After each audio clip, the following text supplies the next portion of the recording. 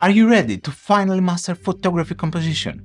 If you've ever wondered why some photos grab you while others feel Right. stick around because this is the most complete guide to composition you'll find on YouTube. In the next few hours actually, we're going to cover everything, and I mean everything, from basic rules like the rule of thirds to advanced insider techniques even many pros don't know. By the end, you'll see the world like a photographer, able to compose powerful images anywhere.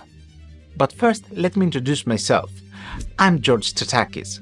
I'm an internationally awarded photographer. My work has been exhibited in major museums like the Benaki in Athens and published by the New York Times, National Geographic, LFI and more. In other words, I live and breathe photography, and I've spent years studying the art of composition.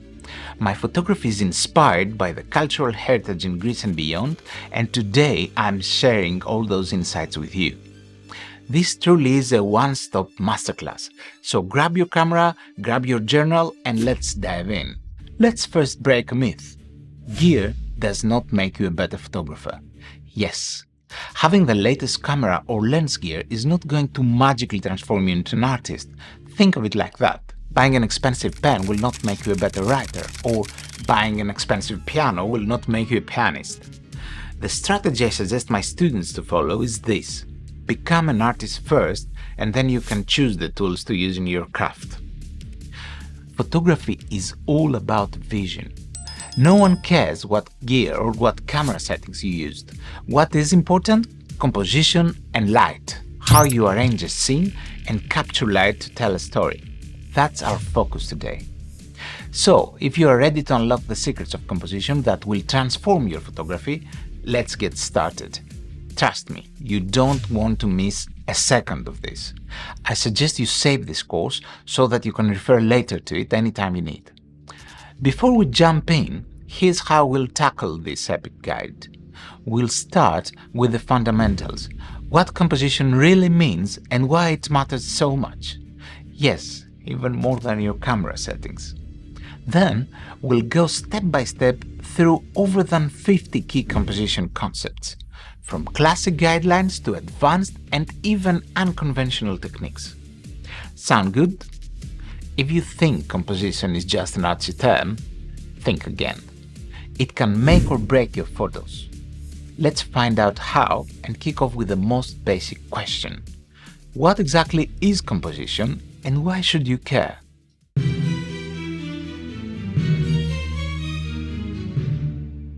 So what is composition in photography? Simply put, composition is how you arrange elements within your frame. It's the artistic design of a photograph. A photograph has only two essential elements, the subject and the composition. The subject is what you photograph, the person, scene or moment, and the emotions or story behind it. Composition is how you present that subject, the placement, the framing, and the relationships between elements in the shot. It's everything inside those four edges of your photo and how it's organized. Think of composition as the language of photography. Just as a writer uses sentences and punctuation to tell a story, a photographer uses composition to communicate visually. If you don't know the language, your image might not say what you want it to. This guide will teach you that language. We'll learn the vocabulary, lines, shapes, light, shadow, balance, and the grammar, how to arrange those elements artfully. With a strong grasp of composition, you can take an ordinary scene and create an extraordinary photograph. Here's an example.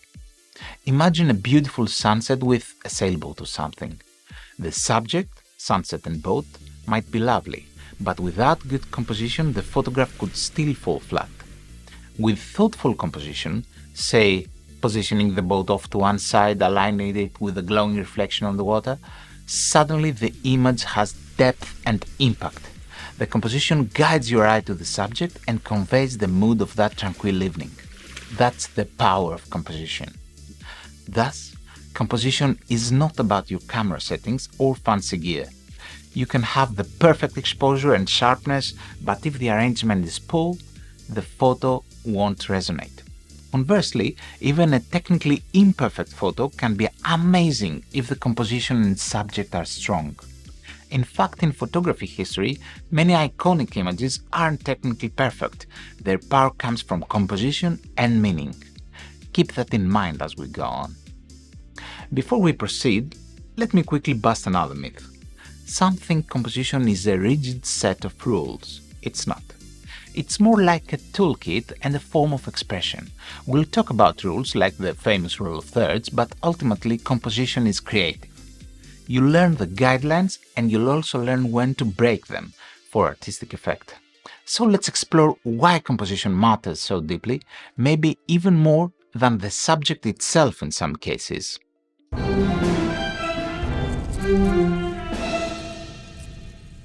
Why does composition matter so much? Because composition directs the viewer's experience of a photograph. It's how you lead the eye and evoke emotion. A strong composition can make a mundane subject look fascinating, while a weak composition can make a great subject look dull. It's that powerful. Think of times you've scrolled through photographs online. Which ones stopped you in your tracks? Likely the ones with striking composition. Perhaps a bold silhouette against the sunset, or a portrait where the subject's eyes draw you in from the dead center. Composition is often the invisible force making you say, "Wow, I love this shot and I'm not even sure why."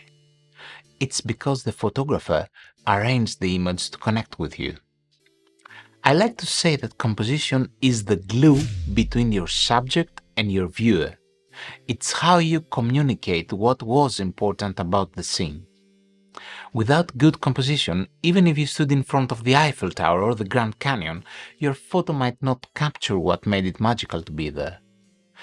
With good composition, you can capture that magic in a tiny rectangle of an image. This is why composition matters. It's the bridge between the experience and the photograph. Also, composition is key to storytelling. As photographers, we are storytellers. Through composition, we decide what the story is. Are we showing a lonely figure in a huge landscape? Small subject in a big frame can feel lonely. Or a group of friends tightly huddled in a frame feels warm and connected. The same subjects can tell different stories depending on composition. In short, composition matters because it gives meaning and mood to your images. One more reason. A good composition will guide your viewer's eyes naturally. Human eyes love order and paths to follow. If your photo is cluttered or confusing, viewers subconsciously turn off. But if there is a pleasing arrangement, a pattern, a balance, a clear focal point, their eyes navigate the image happily. We learn many tricks to do this, like using lines, contrast, and spacing. Each one is a tool to make your photo not just seen, but felt. So remember, mastering composition is perhaps the single most important thing you can do to improve your photography. It's not as flashy as buying a new lens, but it will have a far greater impact on your work. Composition is where the art happens. Now, how does composition relate to your subject? Let's talk about the dynamic duo of photography: composition and subject.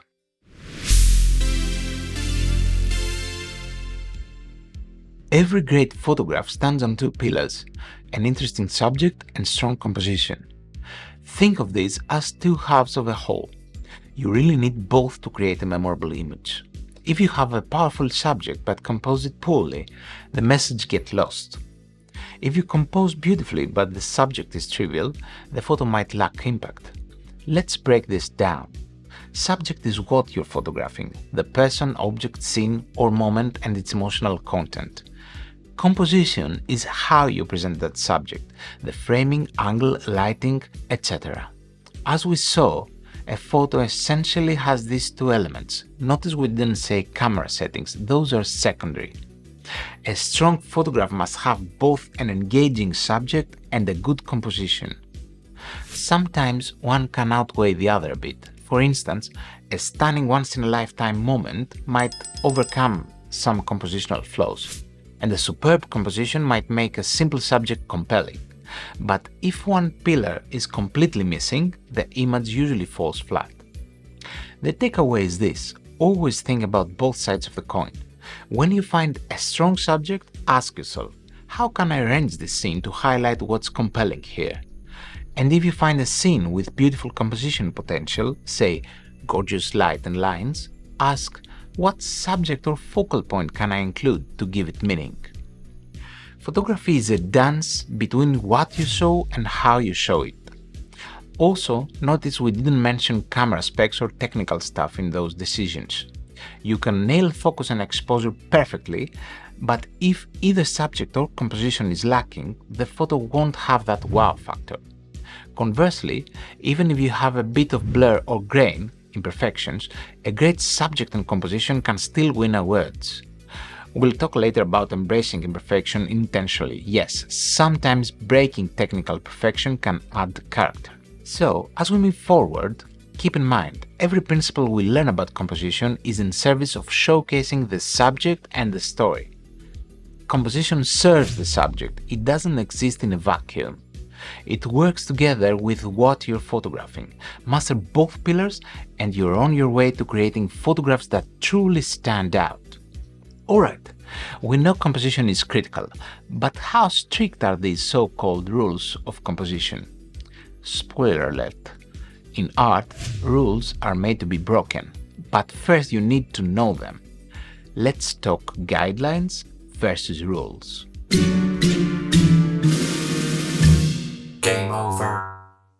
Now that we appreciate composition's importance, you might be thinking, I've heard about rules like the rule of thirds. Are these hard rules I must follow? It's a great question. The answer? Think of them as guidelines, not gospel. In art, there are no unbreakable rules. Photographic composition has many classic principles that have proven to work over centuries of art. But you are the artist. You can bend or break any rule if you understand it and have a reason. Some people treat compositional guidelines as if they were laws of physics, but trust me, they're not. There are no rules in any form of art. What we have are conventions and techniques that artists noticed tend to create pleasing images. Over a long time, from Renaissance painters to modern photographers, we've observed certain patterns like balancing elements or using certain proportions that generally guide the viewer's eye and create harmony. These became our rules, but they are really tools. Imagine a carpenter's toolbox. There are hammers, saws, screwdrivers. Each is useful in certain situations. Composition guidelines are like those tools. You wouldn't say a screwdriver is a rule of building furniture. It's just one way to get the job done when needed. Same with the rule of thirds or leading lines, etc. They exist because they work often and make a picture look good, but you are free to choose which to use and when. In fact, one of my favorite sayings, likely from Pablo Picasso, is learn the rules like a pro so you can break them like an artist. Yes, you first learn these guidelines, try them out and see how they affect your images. This trains your eye. Then, once you're fluent, you might intentionally do the opposite at times. That can produce striking, unique results because it's unexpected. But, and here's the key, you have to know what you're breaking before you break it. Randomly ignoring composition usually leads to a mess. Purposefully defying a rule can lead to art. For example, we learn about balance in a frame. Normally a balanced photo, visual weight evenly spread, is pleasing. But perhaps you want to create tension or discomfort in the viewer. An imbalanced composition might achieve that. It's like music. Dissonant chords break musical rules but are used deliberately to evoke feeling. We have the same power in visual composition. So, as we dive into each guideline, remember, I'm handing you tools and explaining why they often work. Use them as starting points. When in doubt, apply a guideline. It will likely improve your shot. But also keep an open mind. Your composition decisions should ultimately serve the story or emotion you want to convey. If a rule doesn't serve the feeling you want, you can try something different. One more thing, don't get overwhelmed. There are quite a few guidelines coming up. We have a comprehensive list, but you do not need to apply all of them at once. In fact, please don't try that. Typically, one photo might prominently feature a couple of compositional techniques at most. For instance, you might use leading lines and the rule of thirds in one portrait, and in another you might use symmetry and high contrast. It's not a checklist where every image has to tick every box. It's more like a menu of options. As we go through each, you might find some resonate with you or spark ideas. Great! Those might become go-to techniques for you. Others you might use rarely, and some you might not use until one day you encounter a scene that clicks with that idea. That's fine. By learning them all, you will be prepared for any situation. So, guidelines versus rules. Internalize this. Composition guidelines are your friends, but not your boss. We're going to get to know them intimately and also know that ultimately you are in charge of your frame. With that empowering thought, let's start exploring these composition techniques one by one. Ready to get practical? Let's start with the very edges of your frame. Yes, the borders matter. Why those four sides are as much a part of your composition as the subject itself.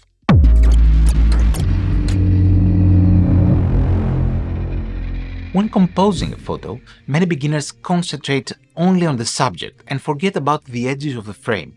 Don't make that mistake.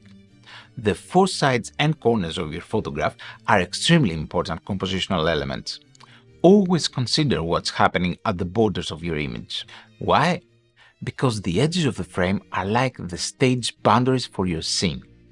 If something is cut off awkwardly or a distracting element is poking in, it can draw attention away from your main subject or make the photo feel cramped. On the other hand, using the edges intentionally can frame your subject or lead the eye. So, what should you consider with your frame's sides? A few things. Avoid unintended cutoffs. If you have a person, for example, try not to chop off fingers or a bit of their head at the edge in a way that looks accidental. Either include the element fully or crop more decisively. A half-visible random object at the edge can be very distracting. Check the corners for clutter. Do a quick scan of all corners in your viewfinder. Is there a bright sign, a random tree branch, or a person's elbow sneaking in? These bits can pull the viewer's eye away from your subject. Maybe you need to reframe slightly, get closer, or wait for a person to move to get a clean edge. Use the edges to frame. Sometimes you can use a tree trunk or a doorway at the edge of the frame to act as a natural frame for the scene. We'll talk more about frame within a frame later, but even without a literal frame, the edges can hold objects that direct attention inward. For example, dark vignette-like corners can push focus to the center.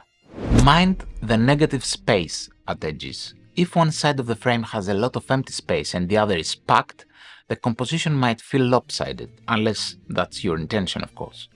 Balance can be affected by how things are distributed relative to edges. Here's a practical tip. After you compose your shot, take a second to run your eye along the border of the image in your viewfinder or LCD. Just trace along and see if anything looks off. Many times you'll catch a tiny detail like a tip of a street sign or something like that you can exclude by moving slightly. This quick check can really improve your composition cleanliness.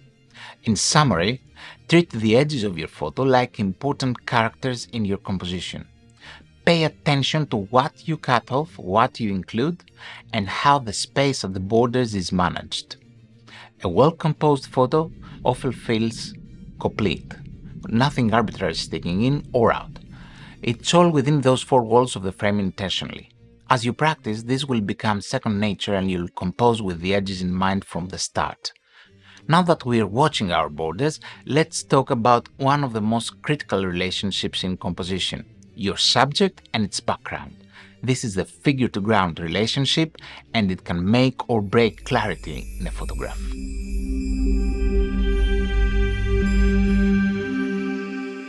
One of the fundamental principles of composition is making sure your subject stands out clearly from the background. We call this figure-to-ground relationship, basically the relationship between the figure, your subject or main element, and the ground, the background behind it. A strong figure-to-ground relationship means your subject is clearly distinguishable from its background. This is crucial because if subject and background blend together, the viewer's eye won't know where to look. There are several ways to achieve good subject-to-background separation. Contrast, probably the most common method. If your subject is dark, try to have a lighter background behind it, or vice versa. That tonal contrast, light against dark, makes the subject pop. For example, a person wearing a white dress will stand out best against a darker backdrop, not a bright white wall.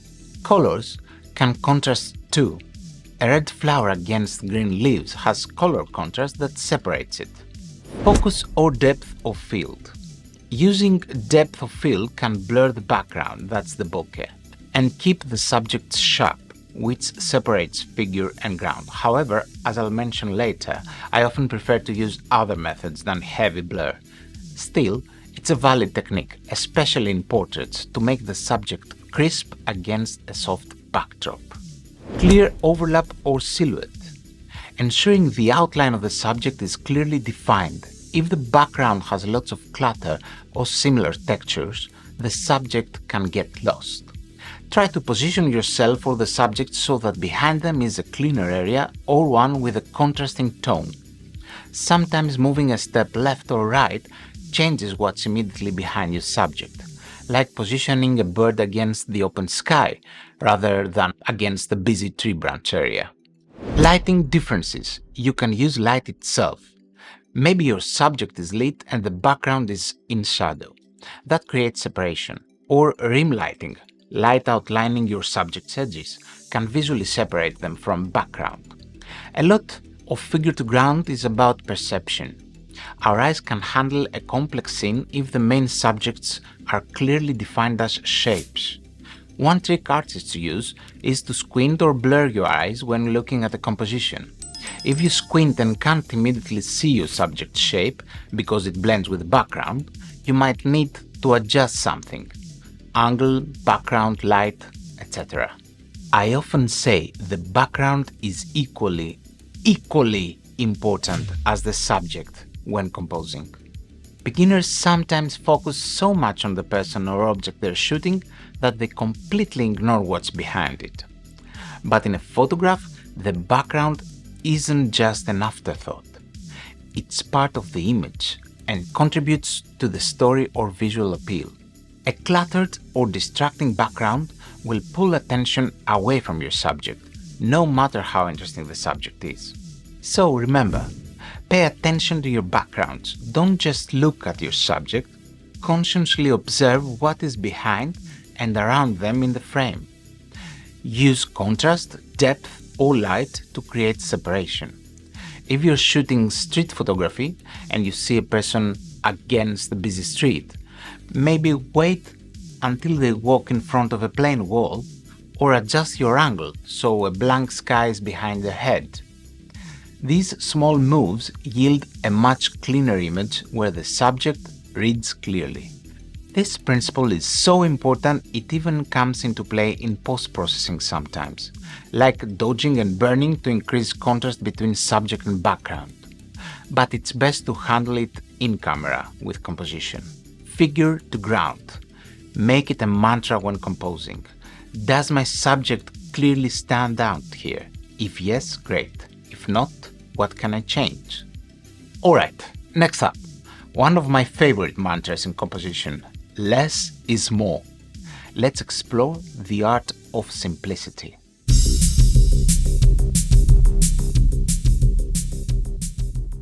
Less is more, the art of subtraction. It's tempting when starting out in photography to try to include everything interesting in the scene. After all, you're there and you see a lot of cool stuff, so why not capture it all? But often, a stronger photograph results from subtracting elements rather than adding. Less is more is a classic principle in art and design, and it definitely applies to photographic composition. What do we mean by less is more? In composition terms, It's about simplicity and focus. A clean, uncluttered image with just the essential subject matter can have far more impact than a busy image with multiple points of interest. By removing extraneous elements, either by framing them out, using depth of field to blur them, or literally moving things if you can, you direct all attention to what really matters in the photo. Painting is an additive form of art. That means you start with a blank canvas on which you must add elements. On the other hand, photography is a subtractive form of art. That means you start with a full canvas, the surroundings, and you need to start removing elements from your frame. Here are some ways to practice subtraction. Tight framing. Don't be afraid to get closer to achieve a tighter frame. If you're photographing a street scene and there's a powerful gesture by one person, you might want to get closer to them to exclude other people who aren't adding to that story. One subject, or a few subjects only. Try composing shots that have a single focal point. For instance, a lone tree in a field, a single bird in the sky, or one interesting face in a crowd with the others de-emphasized. A viewer can latch on to one subject easily. Simple backgrounds. As we discussed in Figure to Ground, a plain or soft background can help. Simplicity in background ensures the overall image isn't cluttered. Remove distractions. This is literal sometimes. If there's a trash can in the scene that doesn't belong in your beautiful landscape, you can compose it out of the frame. If you are doing a still life, you can physically remove objects that don't contribute. Negative space. Embracing empty space, which we'll cover in detail soon, is a powerful way to simplify. A lot of empty sky or wall with your subject occupying a small part of the frame can be very impactful. I often ask myself when framing a shot, does this element contribute to the story or aesthetic, or is it just there? If it's just there, consider eliminating it. This might mean a different angle. For example, I'm photographing a festive dance. The dancers are my subject, but there's a bright red car parked in the background. That car doesn't contribute to the cultural story at all. So maybe I move a bit to exclude it behind someone, or I lower my angle so the dancers have only sky behind them, removing the car from view. By subtracting that car, the image immediately becomes more about the dance and nothing else. Do not confuse subtraction with minimalism. Less is more doesn't mean every photo has to be empty. It just means be deliberate and ruthless about what you include. If something doesn't add, it subtracts from the impact. So either include elements that add value or exclude them. Try creating photos with the mindset of a sculptor carving out stone. Chip away at the non-essential until the core form is revealed. As an exercise, try this. Next time you're out shooting, consciously compose one photo in a busy environment where you minimize what's in frame. Find the single subject and find an angle to isolate it. You'll start to see how powerful simplicity can be. Often, the simple composition is the most elegant and memorable. Now that we appreciate simplicity, let's consider another big picture concept. Is your image open or closed? This idea might be new to you, but it's fascinating and can guide how you shoot scene.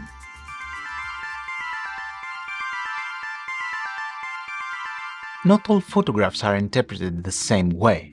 Some images clearly tell you what they are all about at a glance, leaving little to question.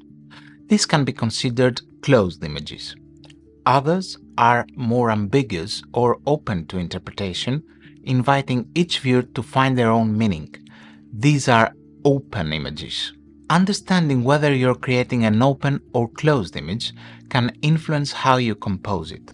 Closed images have a straightforward, literal presentation.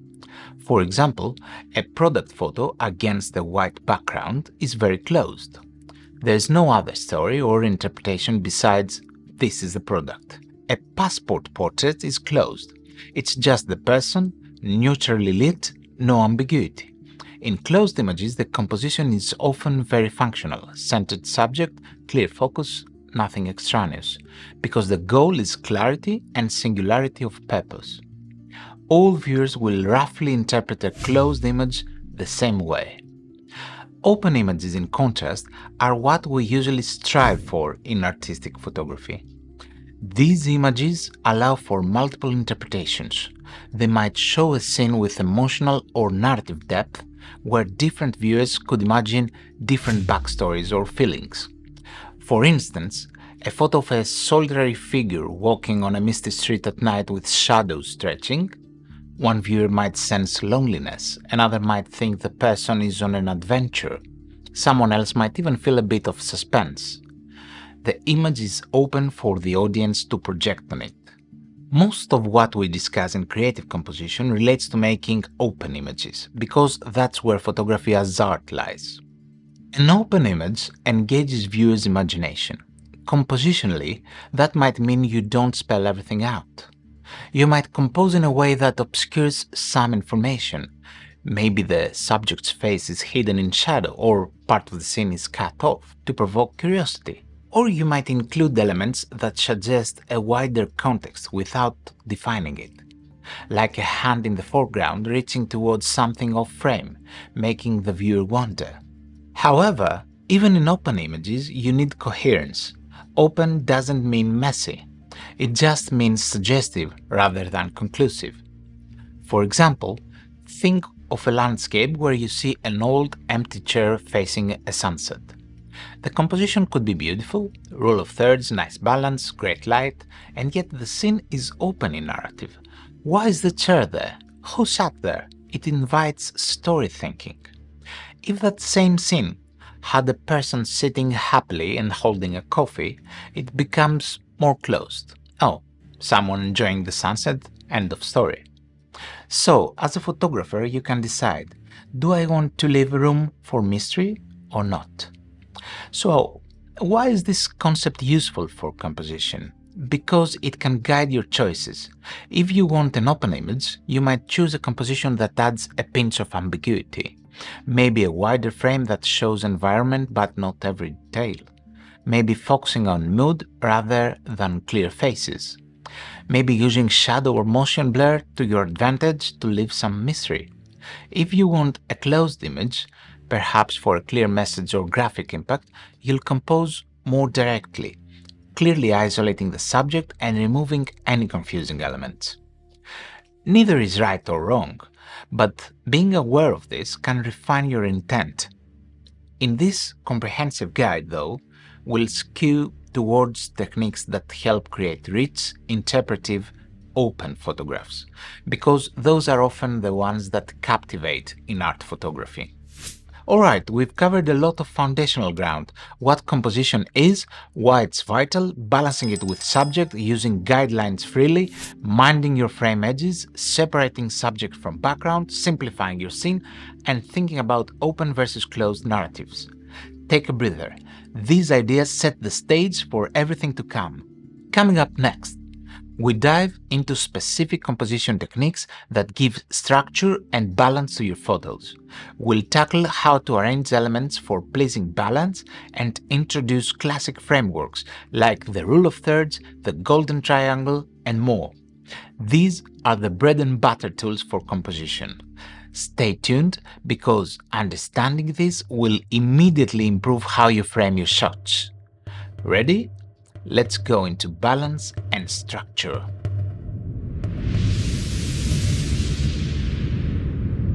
Composition is a lot like arranging a scale, the kind that has two sides.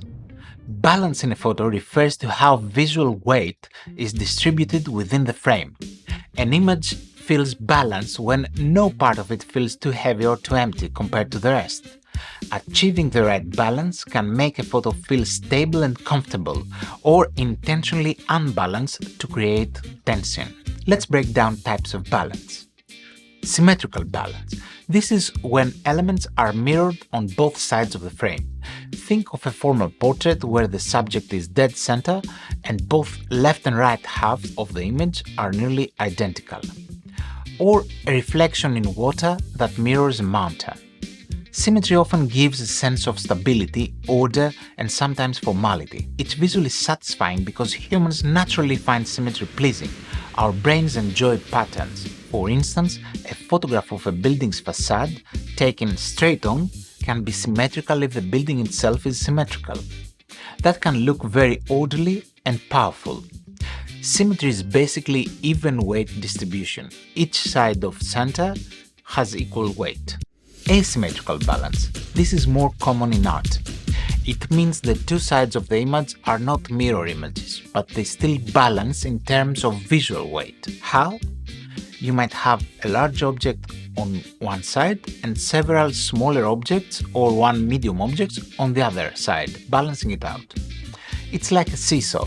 One big kid on one end can balance two smaller kids on the other. Asymmetrical balance tends to feel more dynamic and natural because most scenes in life aren't perfectly symmetrical. For example, imagine a photo with a big tree on the left and a person on the right. If composed well, the tree being larger and the person smaller but maybe they wear a bright colored shirt, can balance each other. The rule of thirds, which we'll discuss soon, often results in asymmetrical balance, subject on one third, something else on the opposite side. Radial balance. This is when elements are arranged around a central point, often in a circular fashion. Think of a spiral staircase shot from above or a flower's petals radiating from center. In photography, radial balance is less common but can be powerful. It leads the eye inwards or outwards from the center. Steelyard balance, dynamic balance. This is a specific type of asymmetrical balance worth mentioning. It was historically used by painters. The idea is like a Steelyard scale. Place a visually heavy object slightly off-center on one side and balance it with a lighter object farther out toward the edge on the other side. It's a wonderfully simple concept that many don't consciously use in photography.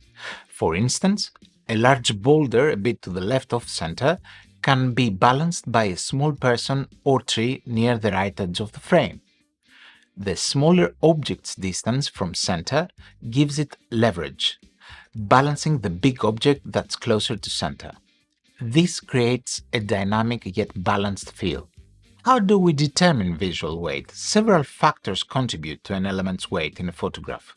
Size, bigger, thus heavier, brightness or color, bright or bold colored means heavier because it grabs attention, contrast, high contrast subjects stand out, feel heavier, and complexity or interest. An object with intricate detail or human face often draws the eyes more, thus weighs more in composition. We consider all that. For example, a small red balloon on one side might balance a large grey building on the other, because the red balloon, though small, is very eye-catching, weighed via color. When a photo is balanced, it often evokes a sense of harmony. When it's intentionally unbalanced, it can evoke discomfort or focus the eyes strongly on one side. Neither is wrong, just depends on your goal. A picture of a lone subject far to one side with nothing on the other side is unbalanced. It might convey isolation or tension, which could be exactly what you want emotionally. Here's a pro tip. A quick way to test balance is to imagine your frame as if it were a physical scale. Identify the main elements and ask, if this were a scale, would it tip to one side? If yes, and you didn't intend that, then adjust. Maybe include something in the emptier side or reframe so the heavy element moves more to the center, reducing its leverage. If you intended a lopsided feel, then great. Another approach is to use shapes or outlines. Some photographers blur their eyes or use the blur test coming later to just see blobs of tone. The blobs should feel balanced in arrangement. For symmetrical, the blobs mirror. For asymmetrical, a big blob on one side might be balanced by a couple of smaller blobs on the other. Balance also interacts with storytelling. Symmetrical compositions, like a person centered in a symmetrical environment, can feel static or formal. Maybe that's great for a regal portrait or an architectural shot. Asymmetry can feel more casual, active, or natural, great for most everyday scenes or where you want a sense of movement or flow. So next time you compose, take a split second to assess balance. Is my photo visually lopsided or evenly weighted? If lopsided and that's not your intent, adjust positioning of elements or viewpoint. If evenly balanced, does it serve the mood or is it too static? You can play with it. Now that you grasp balance in broad strokes, we can talk about specific classic techniques that often inherently provide balance or structure, starting with perhaps the most famous one of all, the rule of thirds.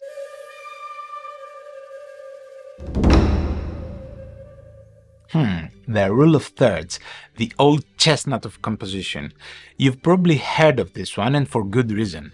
It's one of the simplest and most effective guidelines for creating balanced, interesting compositions. Let's break it down. The rule of thirds says that if you divide your frame into thirds both horizontally and vertically like a tic-tac-toe grid, the intersections of those lines and the lines themselves are great places to position important elements in your photograph. By doing so, you avoid placing your subject dead center, which often leads to a more dynamic and pleasing image. Why does this work? The rule of thirds is actually related to a natural phenomenon. It's essentially a simplification of the golden ratio. We'll talk about that soon. It turns out that our eyes tend to gravitate to those one-third positions. Placing a subject off-center at a third gives a sense of movement or tension, whereas perfectly centering something can feel static. Off-center composition usually yields asymmetrical balance, which is visually engaging. How to use it? Many cameras even have a rule of thirds grid overlay you can turn on in the viewfinder or screen. When composing, line up your subject or horizon or point of interest along those lines. For example, if you're shooting a landscape, try putting the horizon on the top third or bottom third of the frame, not bang in the middle. If the sky is more interesting, give it the top 2/3 and the land 1/3. If the foreground land is interesting, give that 2/3. For a portrait or wildlife shot, place the person's or animal's eyes near one of the intersection points, top third line intersecting with the vertical third. This tends to look great, giving space in the frame for the subject to look into or just offsetting them nicely. When photographing a moving subject, put them at one of the vertical third lines so that there is twice as much space in front of them as behind them in a frame. This gives a sense of direction and breathing room in the composition. Now, the rule of thirds is not a hard law, remember it's a guideline. Sometimes centering is better, especially for symmetry or when you want a very bold, formal look. But as a general practice, if you're unsure, rule of thirds is a fantastic starting point. It almost never yields a bad composition. Photos composed by the rule of thirds tend to immediately look more professional and artful than snapshots where subjects are smack in the middle.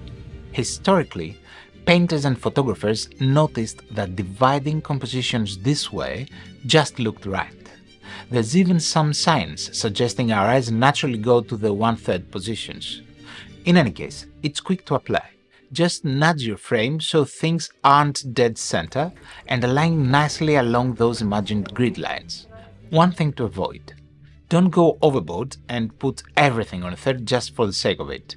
The rule of thirds should serve your subject. If you have one clear subject, great, off-center them. If you have multiple, you might place one on a third and another on an opposite third to balance. It's possible to follow the grid so rigidly that it becomes formulaic, but generally a little creativity around it keeps it fine. Also, sometimes a tiny shift off-center, not exactly at the third line but somewhat, can look accidental or awkward. The rule of thirds encourages a more decisive off-center. It's aesthetically pleasing because it's a significant offset. So if you're going to off-center, commit to it around 1/3 rather than slightly off. Slightly off can look like a mistake. Many of the upcoming composition techniques still tie in with the rule of thirds. For example, horizons, as I said, often look good on a third line, that's structure. If you have two main subjects, you might place one at an upper left third, the other at the lower right third, creating a diagonal balance.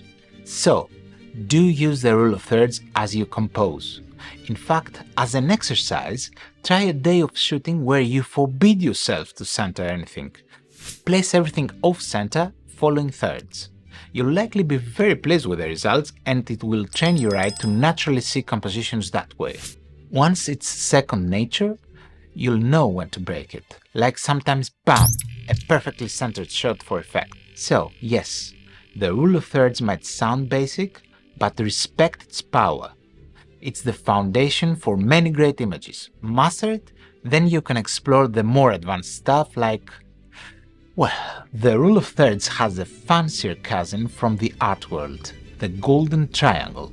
Let's explore that next and see how diagonal lines can structure a photo.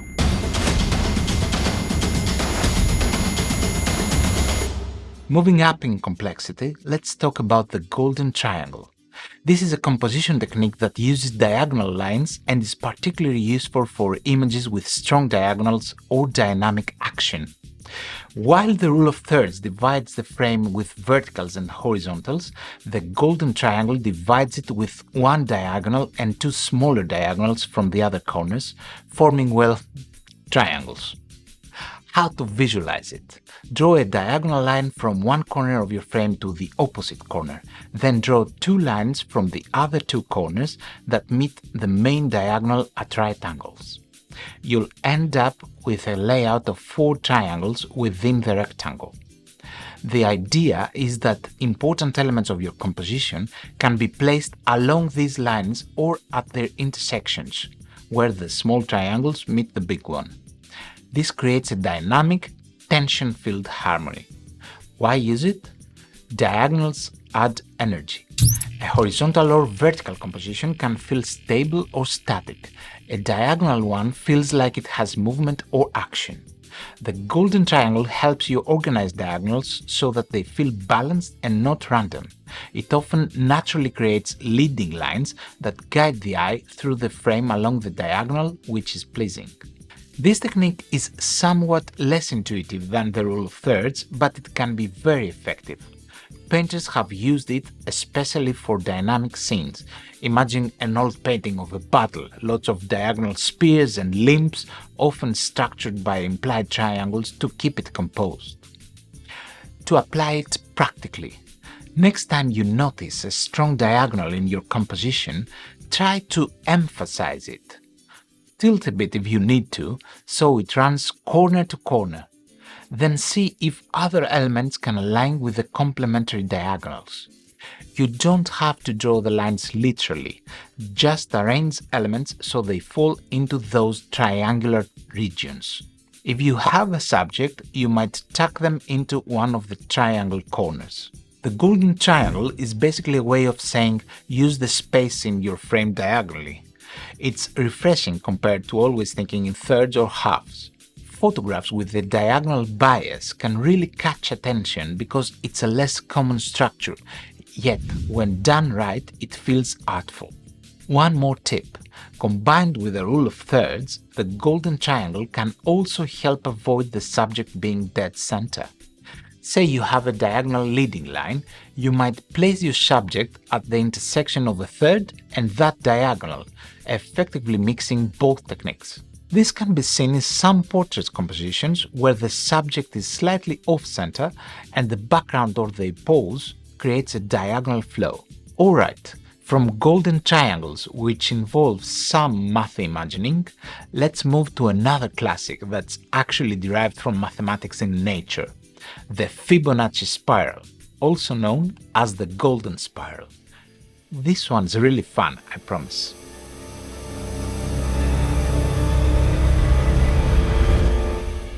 The Fibonacci spiral, or golden spiral, is a compositional framework based on the Fibonacci sequence and the golden ratio phi. It's phi actually, but never mind. If you've seen those spirals that often appear in nature, like the swirl of a seashell, the pattern of sunflower seeds, storm systems, even galaxies, that's what we're talking about. In composition, the idea is to arrange your image in a spiral path that leads the viewer's eye into a focal point, following the proportions of the golden ratio. How do we use a spiral practically? Imagine an elegant curl expanding outward. At the tight end of the spiral, the center, you'd place your main subject or focal point. The spiral then winds out and outward through the frame. If elements in your photo or lines, contours, etc. follow that general curve, it can create a wonderfully flowing composition that feels balanced and natural, yet dynamic.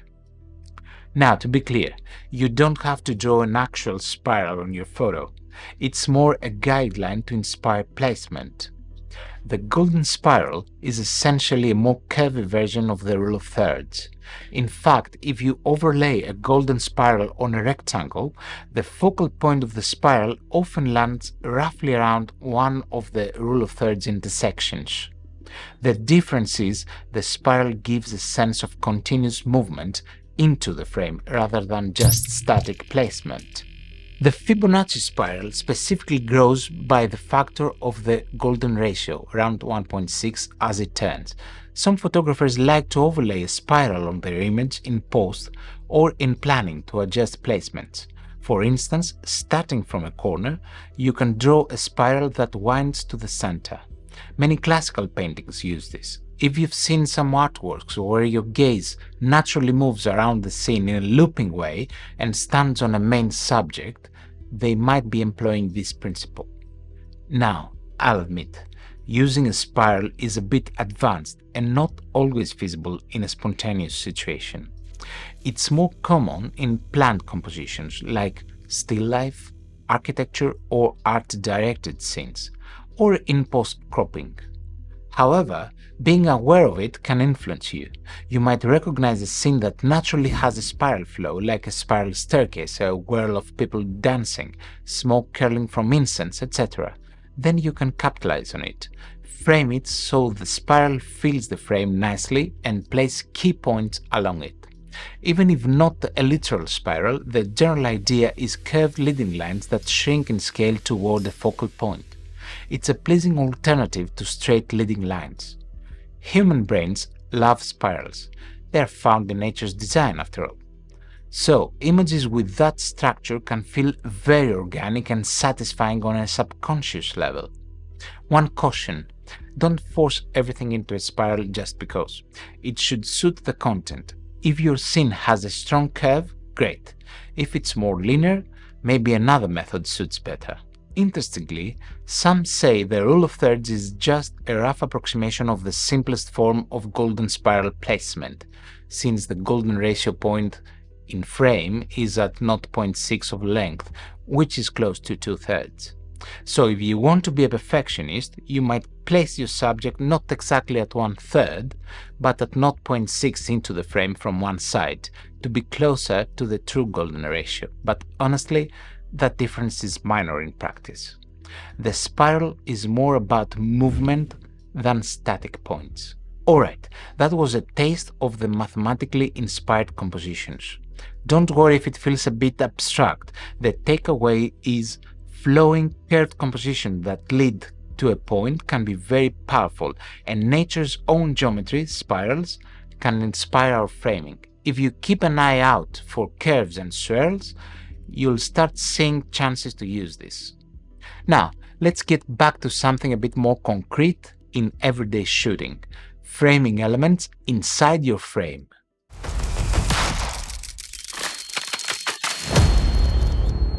Frame within a frame, or Frame-ception. One of the oldest tricks in the composition book. Use a frame within your frame to draw attention to your subject. This means placing your subject in a frame that exists in the scene itself, like shooting through a doorway, window, arches, tree branches, etc., that form a secondary border around your subject. It's a powerful way to add depth and focus. Why do this? A frame within a frame serves a few purposes. Emphasis.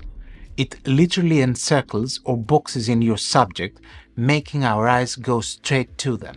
It's like a target or spotlight. Depth. By having something in the foreground, the frame, and your subject farther behind it, you create layers in the image. This makes the viewer feel like they're looking into a scene, not just at a flat picture. It can add a three-dimensional feel. Context and story. The framing element can provide context or additional story.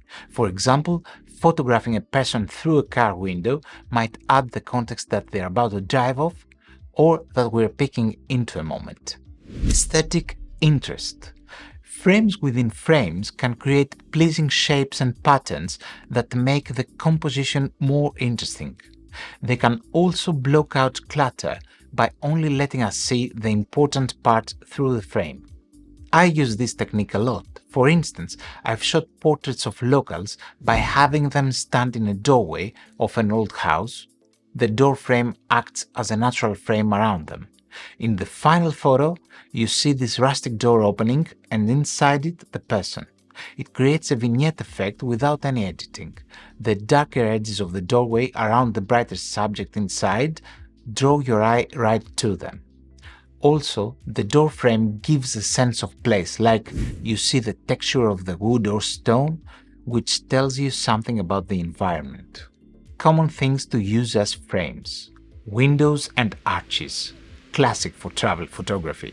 Think of those shots of scenery through a castle window or a person looking out of a window. Doors and hallways. Great for portraits or street scenes, providing a natural border. Foliage. Overhanging tree branches, leaves, even grass in the foreground can create a frame around a wildlife subject or a building. Shadows or light patterns.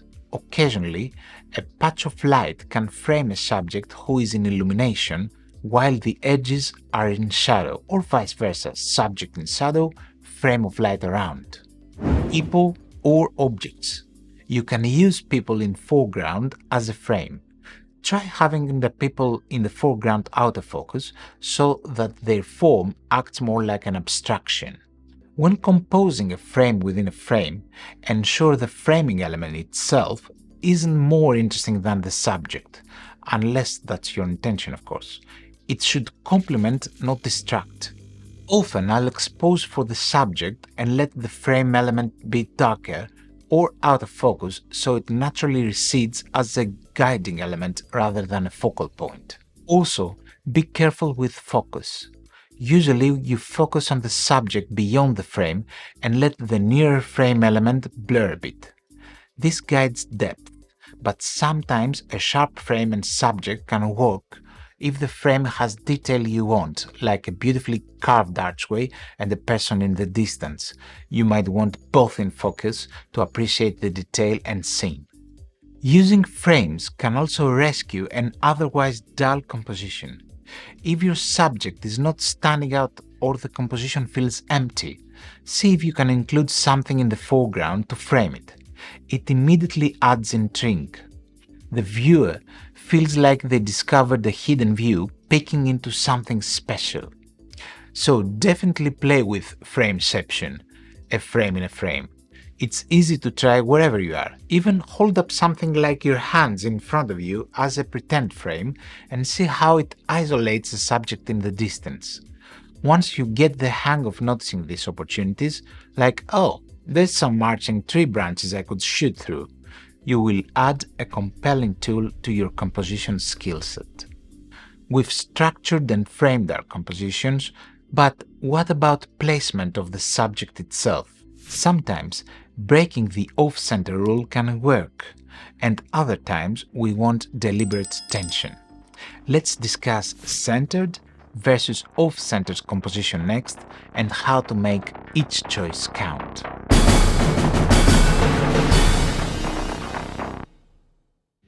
We spent a lot of time telling you not to put things dead center, but now let's talk about the flip side, centering your subject. Sometimes placing a subject smack in the middle of the frame is exactly the right call. It can create a bold, formal or striking image, especially when symmetry or singular focus is the goal. But when does centered composition work well? In symmetrical scenes. If your scene is naturally symmetrical, for example standing in the middle of a symmetrically designed building or a reflection on perfectly still water, centering enhances that symmetry. It creates a satisfying mirror effect and shows that you, the photographer, are intentionally aligning everything. Symmetry often evokes a sense of harmony and formality. Think wedding party posed evenly, or a straight-on portrait of someone in the center of a doorway. Centering in these cases underlines the balance. Portraits with eye contact. A tightly centered face looking directly at the camera can be very arresting. It confronts the viewer. Sometimes you want that direct, no-nonsense composition to connect strongly with the subject's expression. Centering a face can also help when using techniques like centered eye in a portrait, a trick from Renaissance paintings where the subject's dominant eye is exactly on the vertical center line of the image. This makes it so the eyes seem to follow you no matter what angle you view the image from. Think of the Mona Lisa effect. By placing the dominant eye in the center of the frame, you achieve that uncanny effect where the portrait's gaze meets yours from anywhere. That's a very specific use of centering for portraits. Minimalist compositions. If you have a very minimal scene, say a single tree in an empty field or a lone figure against a plain background, centering that subject can actually highlight the solitude and simplicity. It gives a kind of formal balance that can feel aesthetically pleasing, like a deliberate statement, here's one subject with lots of space around. Circular or radial subjects. If your subject or composition itself is circular or radial, centering might be logical. For instance, you're shooting the interior of a dome. You likely stand directly under and center it to capture the radial symmetry, or shooting a person doing a twirl with their dress fanning out in a circle. Center might make that pattern look its best. However, centered composition can easily be static, so when you use it, often you want other elements to bring interest, like symmetry patterns, strong perspective lines that recede, leading straight to center, or a very compelling subject like an intense facial expression. If you just put something center with no other thought, it can look like a mugshot or an ID photo. The difference between a boring center shot and a great one is intention and context. I've done a series of portraits where I centered subjects in the frame deliberately because each person was wearing elaborate traditional costumes. The symmetry of their outfits and posture was appealing, and I wanted each portrait to be formally composed. It gave it a sense of dignity. To keep it interesting, I made sure backgrounds were also symmetrical or plain, and I paid attention to eyes, sometimes aligning that dominant eye to center line as mentioned. The result, a very focused portrait where nothing distracts you from the person. You're forced to confront them. Viewers said those images felt powerful because the subject looked right at you wherever you stand, thanks in part to that centered composition trick. Here's another scenario. If you have lines or a tunnel leading to you, centering yourself can create a vanishing point effect. Imagine a photo taken down a symmetric hallway. If you stand dead center, all the lines converge directly behind you in the center of the frame, making a dramatic perspective. That composition screams symmetry and perspective together. Let's recap the centered eye tip. When shooting a person, if you place the person so that the nearer eye, the dominant eye, is exactly in the middle of the frame, then their gaze appears to follow you around the room in the photo. It's a clever optical effect used by painters. But you can also try placing the secondary eye, the one further from the camera, in the middle of the frame instead. This will give a slight illusion that the portrait is trying to turn and face you. Of course, the mood of a centered composition is different. It often feels more static or contemplative. Off-center often feels more dynamic or casual. Use that to your advantage depending on the story. One caution though, centering something in the frame means the rest of the frame, all sides around, should be considered too. If the background around the centered subject is not symmetrical or has uneven distractions, it can look awkward. So either use centered when your background is fairly even or you intentionally incorporate symmetry. If not, an off-center might handle the imbalance better. To sum up, don't avoid centering out of fear of breaking rules. It's a valid choice. When you want impact, formality, or symmetry, go for the bullseye. Just do it deliberately. A centered shot that's thoughtfully executed can look incredibly strong. In a sea of rule of thirds images, a centered one can really pop because it's different and straightforward. Now, on the flip side, let's talk about off-center composition and how to use the tension it creates. How far can we push a subject to the edge, and why would we? Time to explore off-center placement.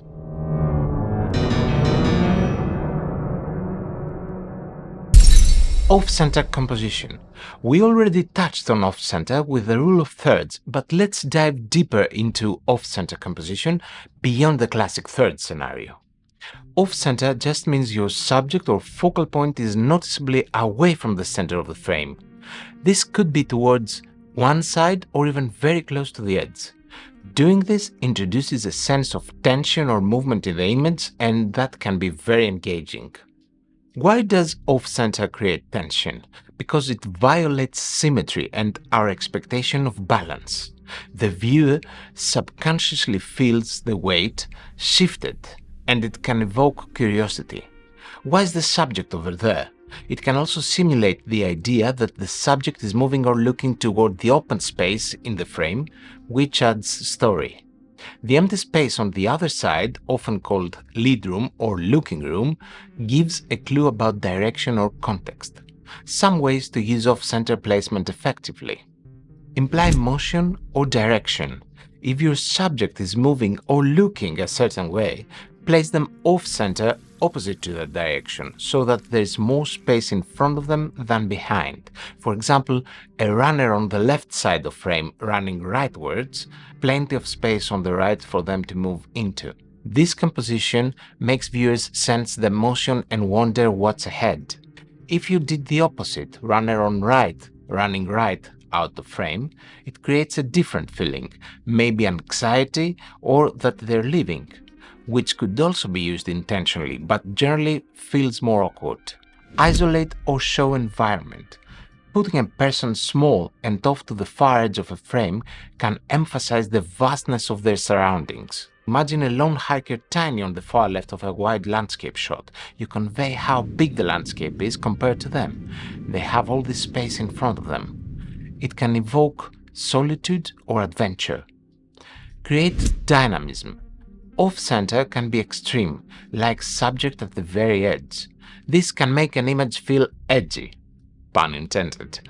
For instance, a portrait where the person is half out of the frame can feel fashionably unconventional, or emphasize negative space as a design element.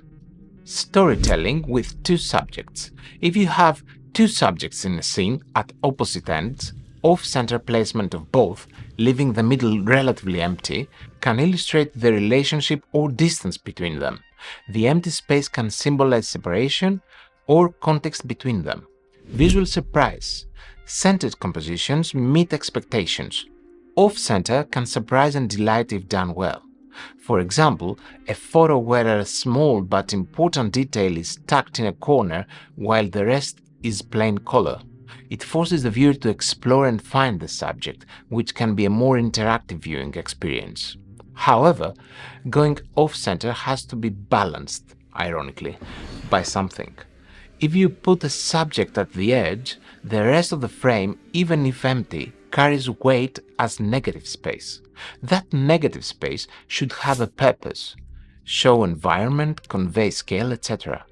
If the negative space is just dead and not adding, then the photo might just look poorly framed. So always ask, what is the off-center composition doing for the image? Is the extra space serving a function, like direction or context? Also, be cautious of too much near the edge. If an important part of your subject is almost touching the frame border or slightly cut off, it might look accidental or cramped. A bit of breathing room between subject and edge is usually good, unless intentionally partial. For example, someone's face at the very edge with half cut off can be very artsy, but if it's like 95% in frame and 5% cut, it might seem like a mistake. So either commit to cropping a subject for effect or keep them fully in frame with space. Visual tension is a concept where elements aren't in their expected place, causing a little psychological tension that can be exciting. Off-center placement does this by shifting balance. You can amplify that by also using other techniques like converging lines or contrasting colors on the opposite side to play against the subject. Remember, most of the time we do off-center in moderation, like rule of thirds, but feel free to experiment with more extreme off-centering to see how it changes the mood. Take a shot of a friend where they are almost out of the frame. See if it conveys something interesting, maybe a sense of someone living or lost in space. In summary, off-center composition, especially pushing toward the edges, creates energy, guides implied motion, and leaves space for your photograph story to breathe. It's less stable than a centered composition, which is exactly its strength when you want engagement or narrative. Use the tension thoughtfully and your photos will often feel more cinematic or story-like. Speaking of space, a crucial aspect of composition is giving your subjects room to breathe, literally. Let's talk about subject separation and spacing.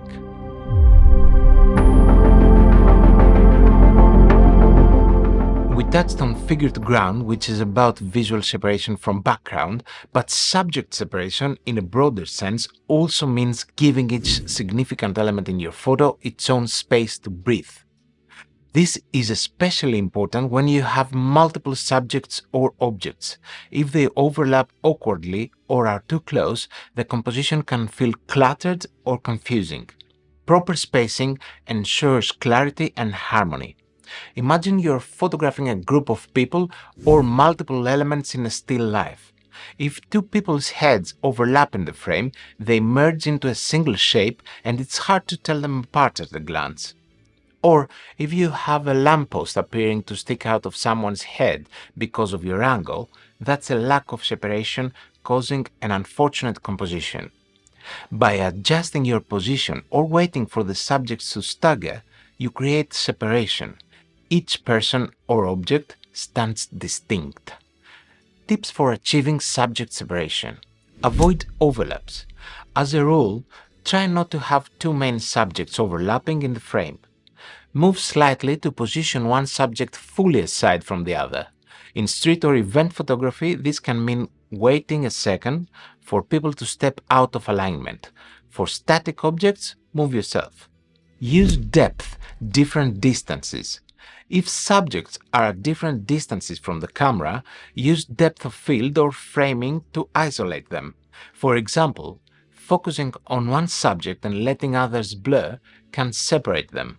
But even without blur, just having one closer and one farther inherently separates by size and focus. Physical distance in composition. If you have control, place subjects apart. In a portrait of two people, leaving a bit of gap can be nice. Unless you want a cozy feel, then you group them. But even then, you might frame them as one combined subject. Edges and frame lines. Don't let an important subject touch the border of the photo or another subject in tangential way. That tends to look uncomfortable unless done with purpose. For instance, a person's arm exactly at the frame edge can look like an accident. Better either to have it full inside or cut more deliberately. Group subjects as one when needed. If a group of objects or people are together forming one cluster, treat that cluster as one subject and separate that cluster from other subjects. For example, a bunch of flowers close together can be one subject, as if they form a shape, and you ensure that bunch is separate from another bunch in the frame. In event photography, a group of people standing close might be considered one unit. If they overlap each other, you can separate them individually so you frame them as one block and separate that block from another person. Breathing room around subjects. Ideally, each important subject should have a clear area around its outline, so it's not merging with something else or the frame. This breathing room makes it easier for the viewer's eye to identify each piece of the puzzle. In landscapes or cityscapes, subject separation might mean not having the building overlap with a tree in a way that both lose shape, maybe framed so the tree is entirely to the side of the building rather than half covering it. This principle also ties with minimalism. By separating subjects, you ensure that you don't have too many things clamped together confusingly. It can align with the less is more approach because separation might involve removing extraneous elements that cause clutter. Also, compositionally, the empty spaces between subjects are just as important as the subjects themselves. These are called intervals. Think of music. The pauses between notes matter. In photography, the gaps, negative space, between subjects define how we perceive the relationship.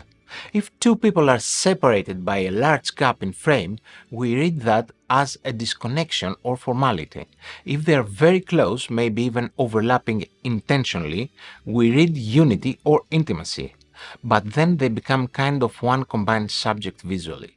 So use separation to communicate.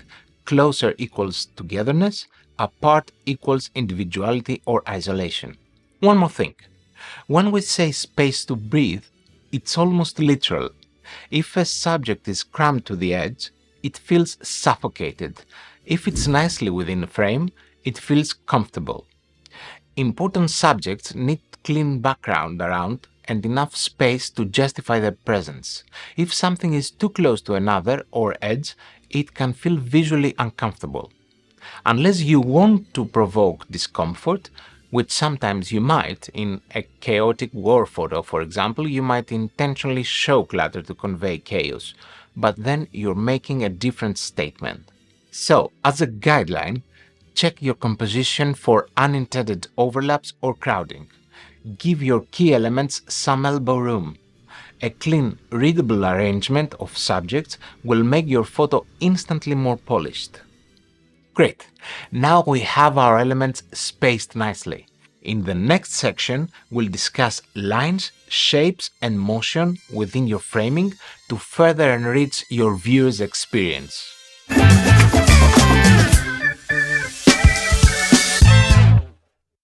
Leading lines and visual paths. Have you ever noticed how your eyes just follow certain lines in a photograph? As if the picture is giving you directions on where to look. That's no accident. In composition, leading lines create visual paths that guide the viewer through the image. Think of a road winding into the horizon or a row of lampposts receding into the distance. Our gaze naturally travels along these lines, pulling us deeper into the scene. Whether it's a fence line, a bridge, or the edge of a shadow, a well-placed line acts like an arrow pointing to your subject or through a story within the frame. Here's a more advanced technique. Leading lines don't have to be physical lines, they can be implied. A person looking towards a direction or a hand gesture pointing to a subject are also considered to be leading lines. It is a good idea to practice with leading lines as it is with every guideline for that matter. Try to recognize leading lines around you, even without camera. This will train your brain to start recognizing leading lines as a pattern. Now, not all lines behave the same way. The direction and orientation of a line can completely change the mood of an image. Let's break down how different lines affect what we feel, starting with the straight ones that build the foundation of our frames. Straight lines, stability versus tension. Horizontal lines, like a calm horizon or a quiet shoreline, feel stable and grounded. They give a sense of peace and rest. Vertical lines, think of tall trees or skyscrapers, feel strong, stretching upward. They are less stable than the horizontal ones, yet they can impact power or form or order. When our lines align with the frame, straight up or straight across, everything feels in place and reliable. But tilt those lines just a bit and something interesting happens. A normally peaceful scene starts to feel off balance. A living horizon or a slanted building introduces a touch of tension, as if the world in the photo is tilting. This is stability versus tension. Keep lines straight for calm or intentionally tilt them to jolt the viewer. It's why a slight Dutch angle, a tilted camera, can make a scene feel unsettled or dynamic. Diagonals, creating energy in an image. Speaking of tilted, let's talk about diagonals, those slashing lines that cut across the frame. Diagonal lines inject energy into an image. A diagonal line, like a road cutting from lower left to upper right or a person leaning forward, creates a sense of movement and urgency. These lines are neither horizontal nor vertical, so they destabilize the scene in a deliberate way. Our eyes race along diagonals, giving momentum to an otherwise still photo. Photographers often use diagonals to add excitement or drama. Imagine a cyclist captured at an angle or a building shot from a corner viewpoint. The lines rush toward you or away, and the image suddenly feels alive. The more diagonal the line, the more dynamic the composition becomes. In fact, if you've ever seen a photo with a dynamic tilt, the classic Dutch angle, you've witnessed how diagonals create visual tension and a sense of thrill. It's a powerful tool to wake up a composition. To better remember the dynamics of the different straight lines, you can picture them as a tree trunk. If the tree is cut and the trunk is lying horizontally on the ground, it is very stable. It is difficult to move. When a tree is standing straight, forming a vertical line, it is still stable, but not nearly as stable as the horizontal one. It is easier to fall. Finally, if the trunk is placed diagonally, it is very unstable. It is in the process of falling down. It is difficult to keep it in place. The same effect applies to straight lines within your framing. Curves and arabesques in composition. Not every path is straight. Let's discuss curves, the graceful lines that sweep and turn. Curved lines bring a sense of elegance and flow to a photograph. Rather than rushing the eye, a curve guides it, often at a leisurely pace. Picture a river bending through a valley or a winding garden path. Your gaze meanders along with it, taking in the scenery. Curves can soften a composition, adding a romantic or calming mood where straight lines might feel too rigid. Photographers and painters alike talk about arabesques. The term formally refers to patterns formed by flowing lines found in Islamic art and European art from Renaissance onwards. In photography, it came to be a fancy term for those flowing, curvy lines that loop and intertwine through a scene. An arabesque in composition might be the arc of a dancer's body or the form of a large wave at sea. These curvilinear shapes connect elements in a frame, leading the eye in a wandering, pleasing route. They can tie different parts of an image together into one harmonious movement. In essence, curves and arabesques imbue an image with rhythm and grace. Now, one special kind of curve deserves its own spotlight, the famous S-curve composition. The S-curve is exactly what it sounds like, a winding line in the shape of an S that snakes through your frame. This shape is often called the line of beauty for a reason. It's captivating to our eyes. An S-curve leads the viewer from foreground to background in a graceful zigzag, almost as if the photo is taking them by the hand and walking them through the scene. You'll see S-curves in nature. A river flowing in an S shape, a road switchbacking up a hill, even the pose of a model's body can form an S. The beauty of the S-curve is how it creates depth and harmony at once. The viewer's eye follows the curve into the distance, giving a sense of journey and discovery. It's elegant, balanced, and it draws you in smoothly. When you want to add a touch of sophistication and guide the gaze effortlessly, an S-curve is a go-to composition tool.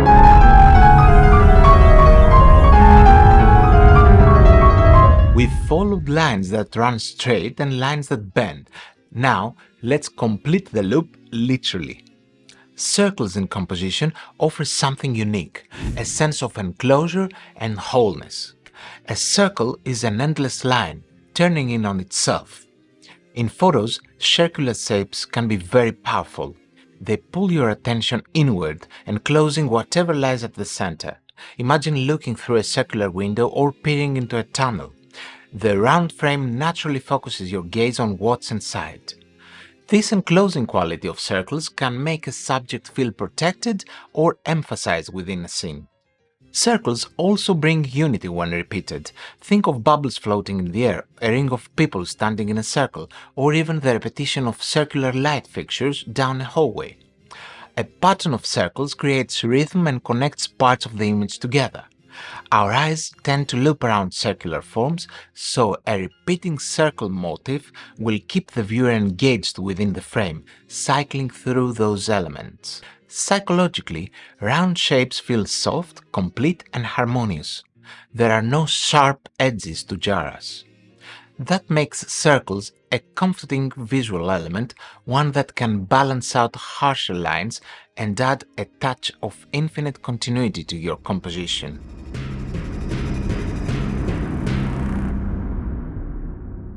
On the opposite end of the shape spectrum, we have the rectangle, including the very frame of your photograph. Rectangles and squares bring their own emotional language into a composition, because our world is filled with rectangles, doors, windows, buildings, screens, you name it. We subconsciously read them as familiar and solid. Rectangular shapes in a photo tend to feel stable, structured, even secure. Place a subject within a doorway or window frame, a rectangle inside your rectangular photo, and it gives a sense of order, like the scene is neatly contained. It's comforting if everything is aligned and in place. But rectangles can also feel rigid or boxy if overused. A series of rectangular forms, say the grid of windows on a building, creates a pattern of straight edges and right angles. This can be visually compelling, creating a steady rhythm, but it may come off as too static if not balanced with other elements. The psychological effect of a rectangle is often stability and strength. Imagine a heavy table with 4 square legs planted firmly. It's not going anywhere. In composition, you can leverage that by using rectangles to ground an image, to provide a frame within a frame, or to contrast against more dynamic shapes. They set a stage of order upon which you can play out your visual story.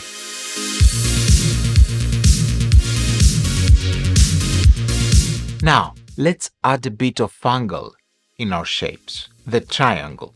Triangles in composition are incredibly versatile, and they convey different feelings depending on how they're placed. A triangle, 3 points connected, is one of the most basic geometric forms in art, and it shows up everywhere in photography. Arrange 3 subjects so your eye connects them, and you've formed an invisible triangle that links those points of interest. Triangles can create a strong sense of balance and unity. For instance, a group of 3 people might be composed so their heads form a triangle in the frame. This gives a pleasing order to what could otherwise be a random cluster of faces. The orientation of a triangle really matters. An upright triangle with a broad base at the bottom feels stable and balanced. Think of a pyramid, solid and steady. Many classical compositions position the main subject in triangular arrangement for this very reason, giving the viewer a subconscious sense of stability. But flip that triangle upside down, balancing on a point, and you introduce instability and tension. An inverted triangle in a scene can make us feel like things might topple or that the composition is top-heavy, it's dynamic and a bit edgy. Even a sideways-leaning triangle injects energy, as if the whole scene could tilt in that direction. Triangles are also great for leading the viewer's eye around the frame. Each point of the triangle can direct attention to something interesting, creating a visual cycle. Point A to B to C, then back to A. This triangular circuit keeps the viewer engaged, bouncing between the connected elements rather than drifting out of frame. In short, triangles are a secret weapon in composition. They can build a sense of balanced harmony or ignite visual excitement simply by how you position that three-point shape. But here's something interesting about visual balance.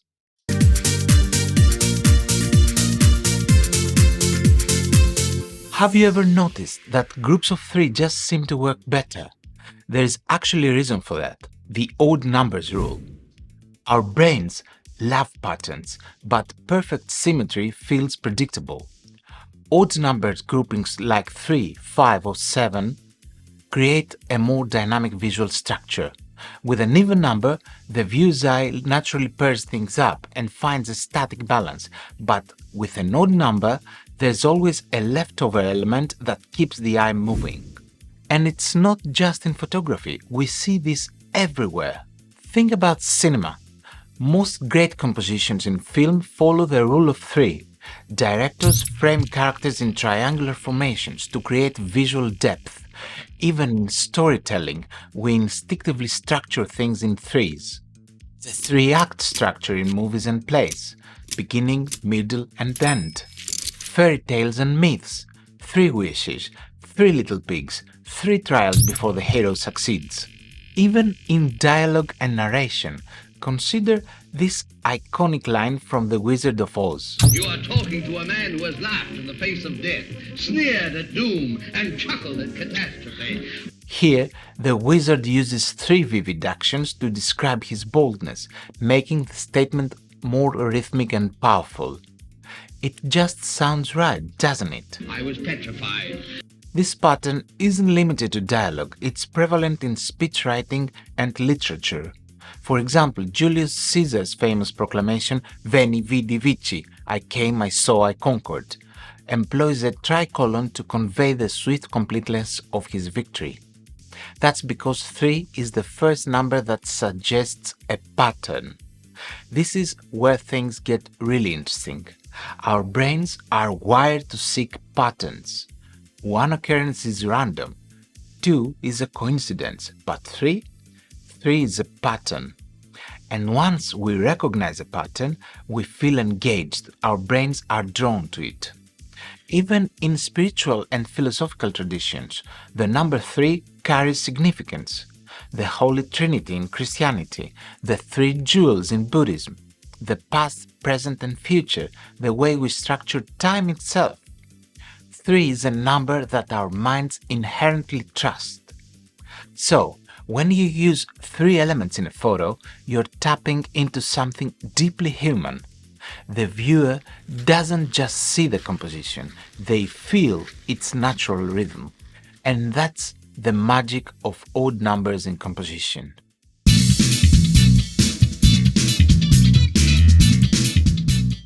Now let's take this idea of patterns one step further. If odd numbers create a natural rhythm, what happens when that rhythm is extended across the frame? That's where repeating forms come in. Have you ever looked at a photo where a shape or element seems to echo itself across the image? That's no accident. Repetition is one of the most powerful compositional tools you can use. Repeating forms create harmony. They make an image feel structured, deliberate, and visually satisfying, whether it's a row of columns, a line of people, or even patterns in nature like ocean waves or tree trunks. Repetition locks a composition together. It gives a sense of unity. But here's the interesting part. Perfect repetition can sometimes feel too static. The most engaging compositions often introduce subtle variations within that repetition. Think about a row of windows on a building. If every window looks exactly the same, the image might feel predictable. But if one window is open, or if a shadow falls differently on just one of them, suddenly the pattern becomes alive. There's structure, but there's also a point of interest that breaks the pattern, drawing the eye exactly where you want it. This principle works everywhere. In architecture, think of colonnades, staircases, tiled floors. In street photography, lines of people walking in rhythm, but one person stands out. In landscapes, rolling hills or waves forming a repetitive, rhythmic visual beat. One of the best uses of repetition is when you align it with perspective. When repeating elements get smaller as they recede into the distance, they naturally create a vanishing point, pulling the viewer deeper into the frame. This is why fields of flowers, bridges and tunnels are so visually striking. They combine repetition and depth at the same time.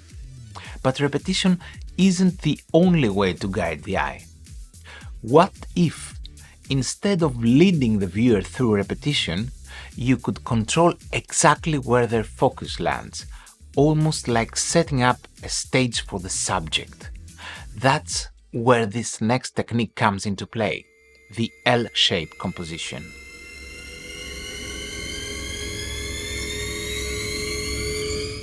Not every arrangement in a photo fits neatly into a geometric outline, like a triangle or circle. Sometimes it's about using the frame itself to create structure. The L-shaped composition is a simple yet effective way to frame a scene. An L-shaped composition is when the key elements in the photo form the shape of an L within the frame. Typically, one strong vertical element along one side and one strong horizontal element along the bottom or top. This arrangement acts like a natural frame inside your picture. The vertical element might be a tree trunk on the left edge, and the horizontal could be a fallen log or a shadow stretching across the bottom. Together, they outline an L that cradles the rest of the image. The beauty of the L shape is how it guides your eye. You might first travel along the horizontal base, then up the vertical arm, straight to the main subject. An L composition feels organized and stable because once again we are using those trusty horizontal and vertical lines. The result is a sense of calm, orderly framing. It's as if the scene is saying, here's our stage and here stands our subject. The L-shaped composition is especially useful in landscapes. Imagine a shoreline across the bottom and a stand of trees rising on the side, forming an L that encloses the vista. It also works in portraits or still lifes. For example, a person leaning against the wall while sitting on a bench naturally creates an L frame around them. This technique provides structure without completely boxing in your subject. A balanced way to lead the viewer's eye into the image, then upward or sideways to what matters. Up to now, we've been talking about static lines and shapes, elements that are there in the frame, guiding the eye. But what about when things move? Photography may freeze a moment, but it can still convey motion. Let's explore motion in photography, both implied and actual movement, and see how it plays into composition.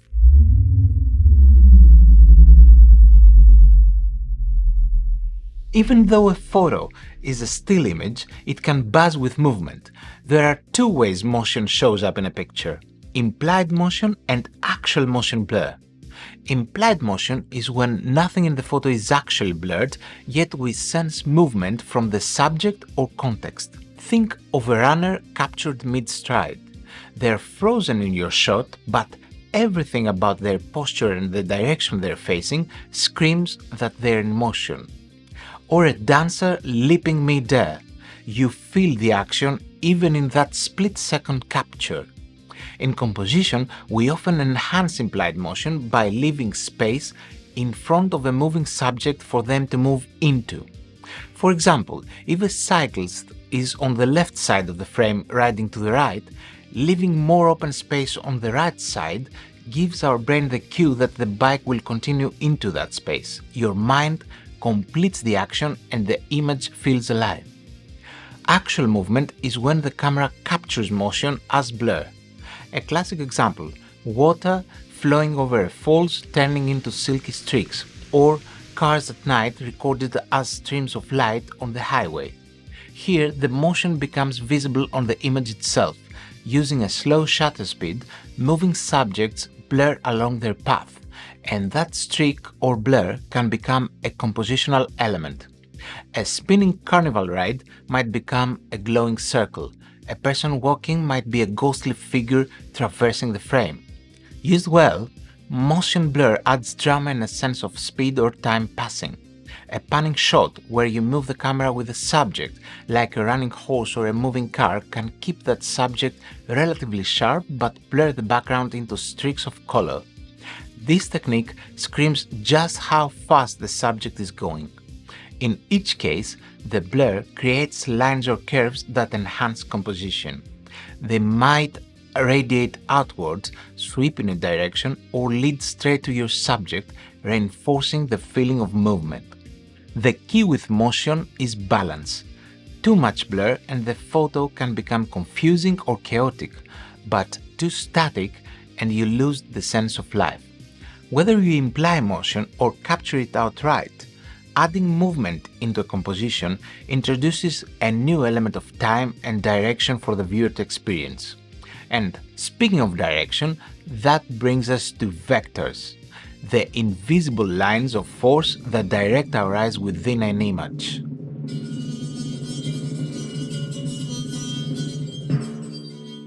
So, what exactly is a vector in photography? Think of it as any implied arrow or directional cue in a photo that tells your eye where to go next. In composition terms, vectors are those forces or lines that guide viewing direction. They can be literal, like an arrow sign in the scene or a pointing arm, but often they are more subtle. If a person in a photograph is gazing toward the right, their line of sight becomes a vector. Naturally, we look rightward too, following their gaze to see what they're looking at. A running cheetah creates a vector with its body and motion blur, suggesting the direction of its chase. Even light and shadow can form vectors. Imagine sunlight streaming through a window at an angle. Those rays draw our eyes along their path, directing our attention through the frame. Every line or movement we've discussed can act as a vector, directing the eye to something important. When composing an image, it's crucial to be aware of these directional cues. Ask yourself, where are the lines and subjects in my photo pointing? Are the people in the frame all facing toward a certain area? If so, their collective gaze will pull the viewer to that spot. Great if that's where your main subject is. If a man in the scene is pointing off to the left, our attention is likely to shift in that direction. We instinctively want to see what he's pointing at, even if it's outside the frame, which might be exactly what you intend, or something to consider if you don't want the viewer looking away from your subject. Vectors add a narrative element to a photo. They imply not just where things are, but where they're going or where our focus should go, almost like stage directions for the eyes. By harnessing vectors, you essentially choreograph the viewer's experience. It's almost magical. You guide their eyes through the image without them even realizing it. Two people facing each other, for instance, create an invisible vector loop. Our gaze bounces back and forth between them, captivated by their interaction. An outstretched arm, a pointed finger, or even the direction of a moving car becomes a visual magnet, pulling us along that line of action or interest. In the end, understanding vector is about anticipating and controlling how someone reads our photograph. You're silently saying, "Look here, now go there," and the viewer subconsciously follows the plan. When vectors are used well, they seamlessly tie together with all the lines and shapes we've discussed, turning your image into a cohesive visual journey for the eye. All these lines, shapes, and implied directions set the stage for the next big element of composition, perspective. After all, lines can do more than guide the eye. They can create depth and dimension. Next, we'll see how perspective uses converging lines to draw us into a whole new world within a frame, adding that third dimension to our composition.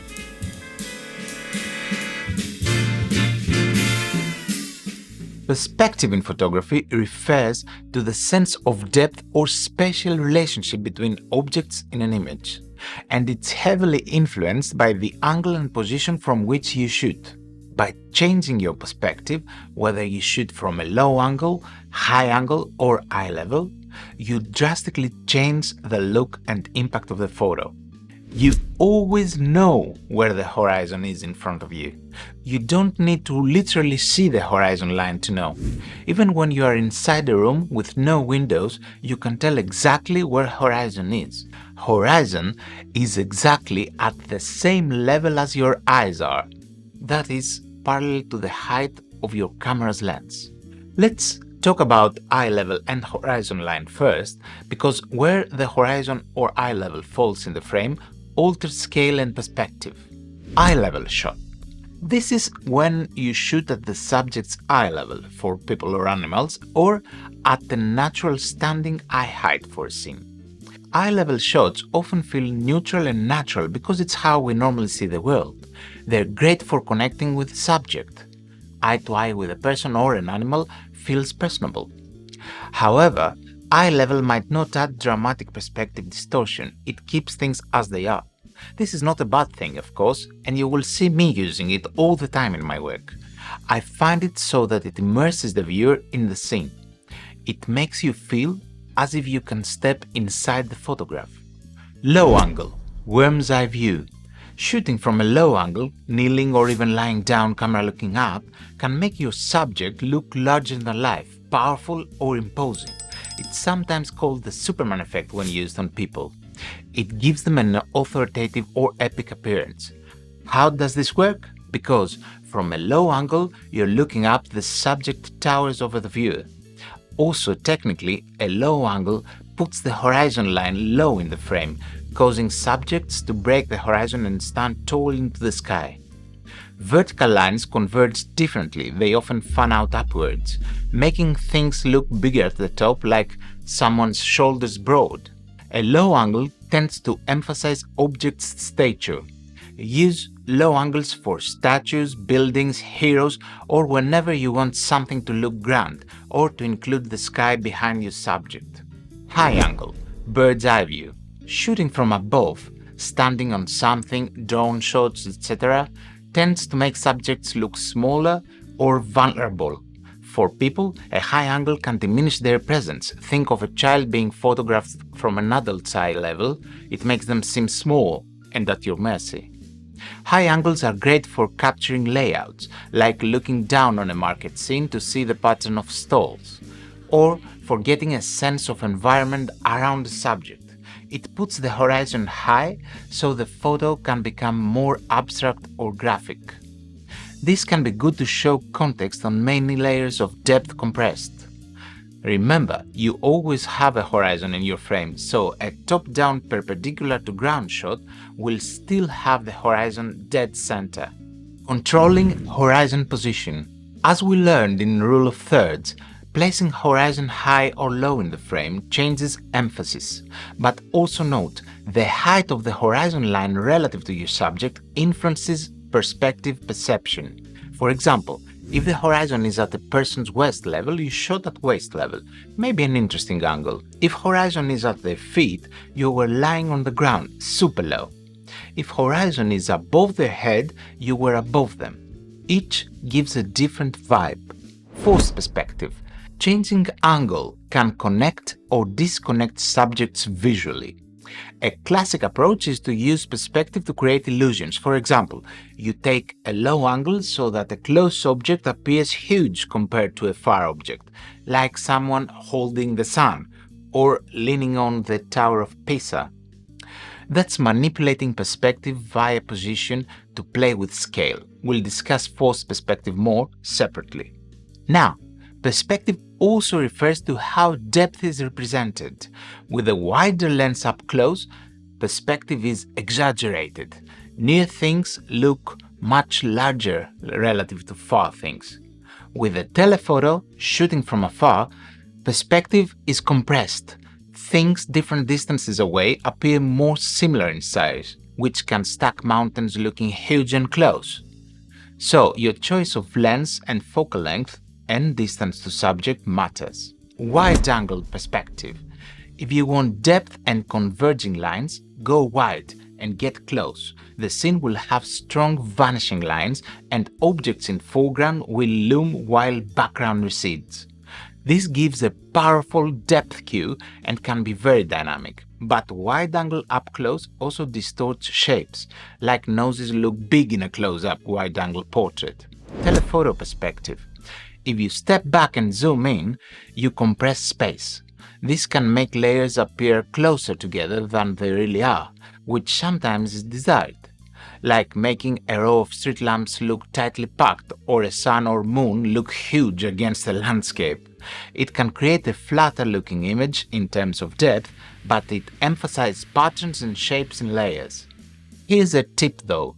Historically, almost all iconic photographs have been taken using wide to normal lenses. By normal, we refer to lenses that have a similar focal length to our eyes. These are the 45 to 50 mm lenses on full-frame cameras. There is only a handful of iconic photographs shot with a telephoto lens, that is, a lens that has a focal length above 50 mm on a full-frame camera. Robert Capa has been proven to be right when he said, "If your photographs aren't good enough, you are not close enough." One more perspective trick: leading lines with perspective. When you have lines, railroad tracks, rows of street lamps, a road, a low angle might emphasize the converging nature of lines dramatically, whereas a higher angle might show more of the pattern but with less dramatic convergence. Use that to either create a sense of long distance, low angle, lines converging far away, or more pattern, higher angle, see more repeating lines. Using perspective well also means creating depth through layers. Let's talk about building multiple layers in your photo to get that rich, three-dimensional feel.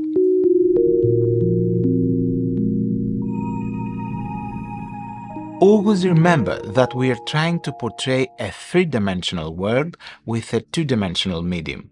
One way to make a two-dimensional scene feel three-dimensional is to include multiple layers in the photograph. A foreground, a middle ground, and a background. When viewers can see distinct elements at different distances, their brain perceives depth. A deep composition is one where the visual depth is emphasized. You feel like you could step into the scene. How to achieve multiple layers? Foreground element. Include something close to the camera in the frame. This could be anything: foliage, a person or object very close, a texture, etc. It might be slightly out of focus if you're focusing on mid-ground, and that's fine. Even good to not distract too much. The foreground serves as an entry point and gives scale. Middle ground. Subject. Usually, your main subject or action is in midground. This is what you focus on. Background. Provide context or scenery behind. Could be a landscape, architecture, mountains, sky, whatever is beyond. For example, in landscape, you might have some rocks or flowers in the immediate foreground, right near your lens, the main scene, say a lake and a cabin, in the midground, and mountains at the background. This combination gives near, medium, and far elements. The viewer's eye moves through the scene and feels the distance. In people photography, you could have an out-of-focus shoulder or silhouette of someone in the foreground, the main subject person in mid, sharp, and then some background environment, a city skyline, trees, etc. This layers the image with depth and context. I personally use smaller apertures, higher f-stop, to keep more of the image in focus, so that viewers can see multiple layers clearly. It's a bit contrary to the popular shallow depth of field trend, but my point is this: if everything is sharp from front to back, your eye can wander and appreciate depth relationships better. In my opinion, large apertures and blurred backgrounds, the infamous bokeh, are usually a sign of weak composition. It might mean you're relying on blur to isolate subject rather than composing the scene well. If you properly compose with layers, you might not need to blur out background. Instead, you arrange interesting layers that all can be part of the story. If you want proof, you can see that most iconic photographs have foreground, subject and background all visible. However, depth of field is a creative choice. Using blur for separation is fine, but it does flatten an image in a way. The blurred background might become just a wash. Keeping more in focus definitely enhances the literal depth cue. So if you want maximum depth feelings, top down f8, f11, etc. to get both background and foreground detail. Here's another technique to try. Focus farther to deepen composition. Typically, we focus on the nearest important subject, but focusing on a farther subject and let something closer blur can still add depth but keeps focus on far subject. For instance, have a person in foreground but deliberately focus on another person in midground, leaving foreground person blurred as a framing element. This can simulate how we naturally observe. Sometimes we look past something near to something farther. Layer narrative. Layers can also each tell part of a story. Foreground might set the scene. We are behind a curtain or a door peeking. Midground is the main action, the subject performing. Background might show audience or environment. All layers together deliver a fuller narrative. Use of light in layers.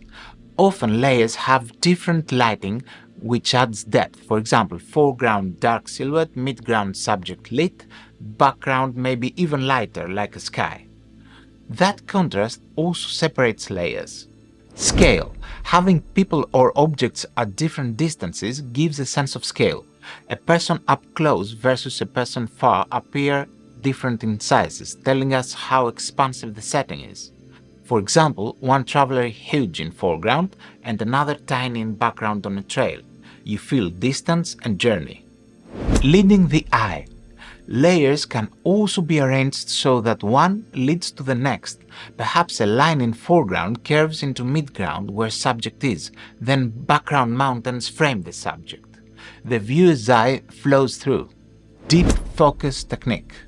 Many legendary photographers like Henri Cartier-Bresson often had deep focus, everything clear, capturing environment and subject together. Also in cinema, directors like Orson Welles or Steven Spielberg used deep focus, so foreground and background actions were both visible in the same shot. It's very compelling. So, to practice, find a scene and consciously include 3 layers. Maybe shoot through something, focus on a middle subject, keep background visible. Or use a wide lens and stop down for landscape to get near and far sharp. You'll see your photos gain that immersive quality. A special trick in perspective, forced perspective, and controlling scale illusions is up. Also, controlling horizon and eye level can create illusions. Let's cover forced perspective and scale, as well as something about hierarchical scale in composition.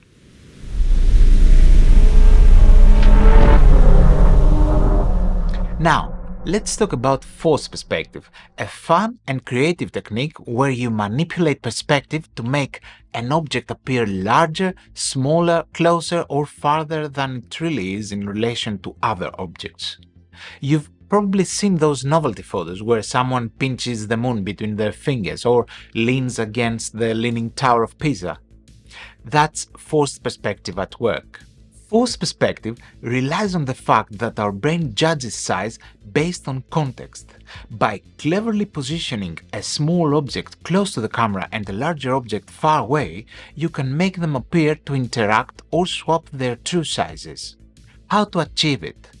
Distance and position. Place one subject very near the camera and another subject far in the background, aligning them visually. The near object will look huge compared to the far one. For instance, you can hold the toy car close so it looks as big as a real car in the distance. Aperture choices. Typically, you want both objects in focus enough so the illusion is clear. This often means using a relatively small aperture like f8 or f11 to get sufficient depth of field so that your close object and distant object are both sharp. If one is blurry, the trick might not sell as well. Scale and hierarchy. This also ties into hierarchical scale composition, using size to indicate importance. In an artistic sense, sometimes you intentionally make an important subject larger in frame compared to others to show hierarchy, like old paintings where the king is drawn larger than servants, not by perspective but symbolically. In forced perspective photography, you could do a modern twist. You can, for example, make a child appear giant next to a parent by perspective, perhaps symbolizing the child's importance or big personality. Or in a more humorous way, a pet cat looking as big as a tiger by perspective. Storytelling with forced perspective. It can be actually used in a more serious manner. For instance, imagine a photograph of a protest where a small flag in the foreground appears as large as a building in the background, a visual statement of the flag looms large. Or a single candle in the foreground seeming to be the same size as a group of people in background, symbolizing hope being as significant as the crowd. Hierarchical scale in non-forced perspective terms usually means composing so that the most important subject is physically the largest element in the frame, drawing attention to it.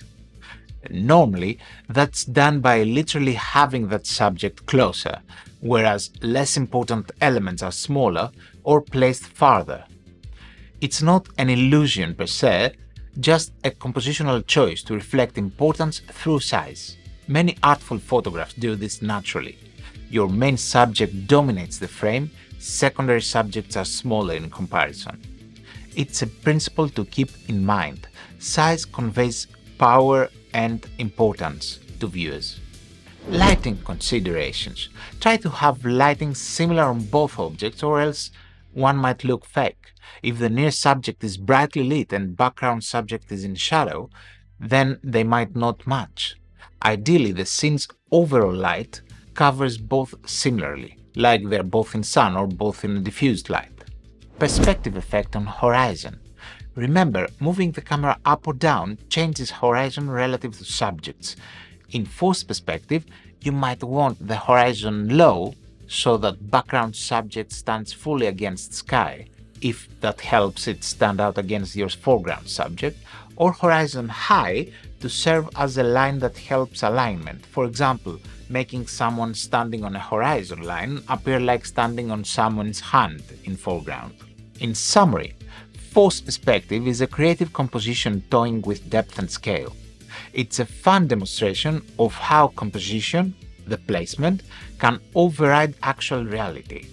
It trains you to see how powerful viewpoint is. Let's now proceed to light and contrast topics. Understanding these can improve your photography many times over.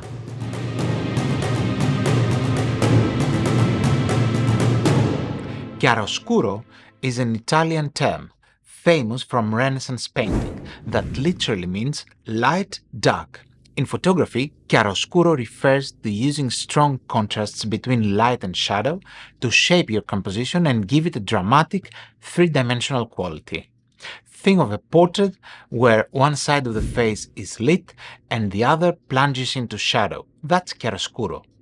It's all about the interplay of highlights and shadows. Why is this powerful? Because human vision and emotion are strongly drawn to light contrasts. Our eyes will go to bright areas, but the dark areas give context and mood. High contrast lighting can create depth, since shadows indicate contour and distance, and mood because darkness often adds mystery or seriousness. How to use chiaroscuro in composition? Directional lighting. Use a single light source from one side, like a window light, a lamp, or the sun at low angle, to create pronounced shadows. When composing, position your subject such that the light hits part of it, leaving other parts in shadow. This naturally creates a composition of tones, bright area versus dark area shapes. Subject on shadow, light boundary. Often, chiaroscuro images have the subject partially emerging from darkness. For example, a person near a window in a dark room, their face is lit, background is dark. Composing so that the lit areas fall on important parts like the face and the rest falls off into shadow can isolate the subject beautifully. Contrast guiding the eye. In an image with chiaroscuro, the highest contrast usually is around your focal point. Our eyes will be drawn to a bright subject against the dark background or vice versa. For example, if someone wears a white dress in a dim environment, they pop out. If composing such a scene, consider placing that white subject against a dark portion of background for maximum figure-to-ground clarity. This is figure-to-ground but via lighting. Background control. Ideally, have a relatively simple dark area to serve as negative space for the lit subject or vice versa. If the background is dark and unimportant, it recedes and the light subject stands out strongly. This technique was used by old masters. Think of Rembrandt portraits, dark backdrop, illuminated face with shadow pattern, the Rembrandt lighting. Shadows as shapes. Don't just think of the lit parts as your subject. The shadows themselves can become interesting shapes in your composition. Chiaroscuro often yields geometric patterns or organic shapes in the shadow areas. For instance, light coming through a window might cast the shadow of the window frame onto a wall. Those rectangular shadow shapes can frame your subject. Mood and narrative. Use chiaroscuro when you want drama, tension, or a classic look. It often evokes a sense of mystery or intimacy. A street photo at night with a single street lamp lighting a portion of the scene and everything else dark feels cinematic. Expose for the highlights. Usually, to maintain the drama, you expose so that the highlights are properly exposed, not blown out, and let shadows go fairly dark or even black. This keeps the contrast crisp. You might lose some details in deep shadows, and that's okay if it serves the image. The eye doesn't mind missing detail in black areas if the composition works. Chiaroscuro in color versus black and white. In black and white photography, chiaroscuro is often even more striking because color isn't there to distract. It's purely tonal contrast, but you can have it in color too, of course, like a brightly sunlit golden face against the deep blue shadow area, etc. It's the value contrast that matters. I always say to my students, treat composition as a set of forms that block the light in different ways. This is a very chiaroscuro-centric way to think. The world is just light and shadow. Objects simply interrupt light. So when you compose, you are arranging light and dark shapes more than physical subjects. That's a powerful perspective, essentially seeing in terms of chiaroscuro naturally. Photography means writing with light, from the Greek words phos, which means light, and graphi, which means writing, photographia, photography. In chiaroscuro, you are writing with both light and the absence of light. The stark contrast becomes the message. Many great compositions are built around where the light falls. As a tip, when in a scene, observe where the light is hitting and where it isn't, then frame to capitalize on that pattern. Chiaroscuro doesn't mean the entire photo is dark. It means strong contrast. You could have a mostly bright image but with very dark shadows within it, like midday harsh sun making inky black shadows under objects. That is chiaroscuro, though often we see it in low-key, mostly dark images. And speaking of low-key and high-key,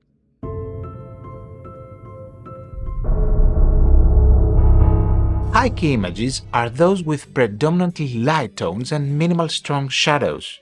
They often feel airy, upbeat, or ethereal. Low-key images are the opposite, predominantly dark tones with accent highlights, feeling moody or dramatic. As compositional styles, in high-key composition, you intentionally blow out or wash out a lot of the darks. The composition may rely on subtle contrasts and often uses light backgrounds. It can make subjects appear soft or delicate. For example, a portrait in a white room with the subject in pastel clothing. Everything is bright and shadows are very light or non-existent. Compositionally, you focus more on shapes and textures in light differences rather than heavy lines of shadow. High key is useful for subjects like flowers, wedding dresses, snow scenes, anything you want to feel light, positive or dreamy. In low-key composition, you incorporate chiaroscuro, like we discussed. Most of the frame might be black or dark gray. The subject might be illuminated just enough to outline or highlight key features. Low-key thrives on negative space and the idea that what's not lit is as important as what is. It conveys intimacy, tension or seriousness. Think of a musician on stage lit by a single spotlight, everything else fades to black. When composing, decide if you want to lean high-key or low-key, based on mood. For a cheerful, clean look, high-key is great. You'd avoid any deep shadows, perhaps by using diffuse light or fill flash to eliminate contrast. The composition might deliberately exclude dark objects. Even a shadow that exists might be light gray. This can flatten things a bit, but gives a unified light palette. A high-key composition often clusters subjects in light areas too. It's common in product photography or portraits of children, etc. to evoke positivity. For a mysterious or dramatic effect, low-key is the way.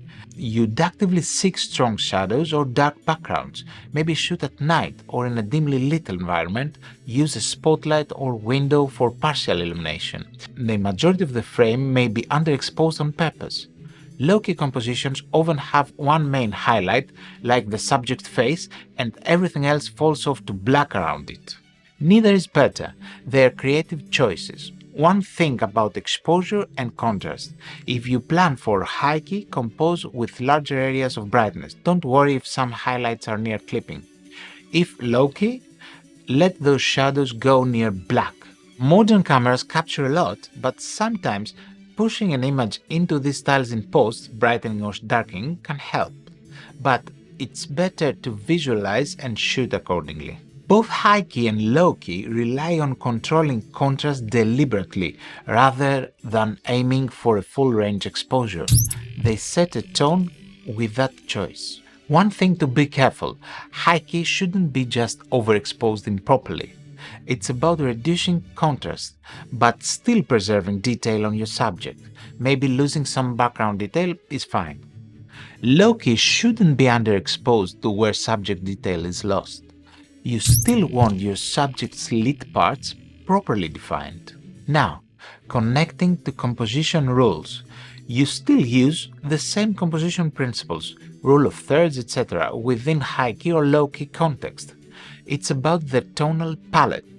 For instance, you could have a high-key image where your subject is on a third, or a low-key image using leading lines from a faint light source. So, these are like overlay styles on top of your compositional structure. Let's now move on and see how we can even use shadows as a subject.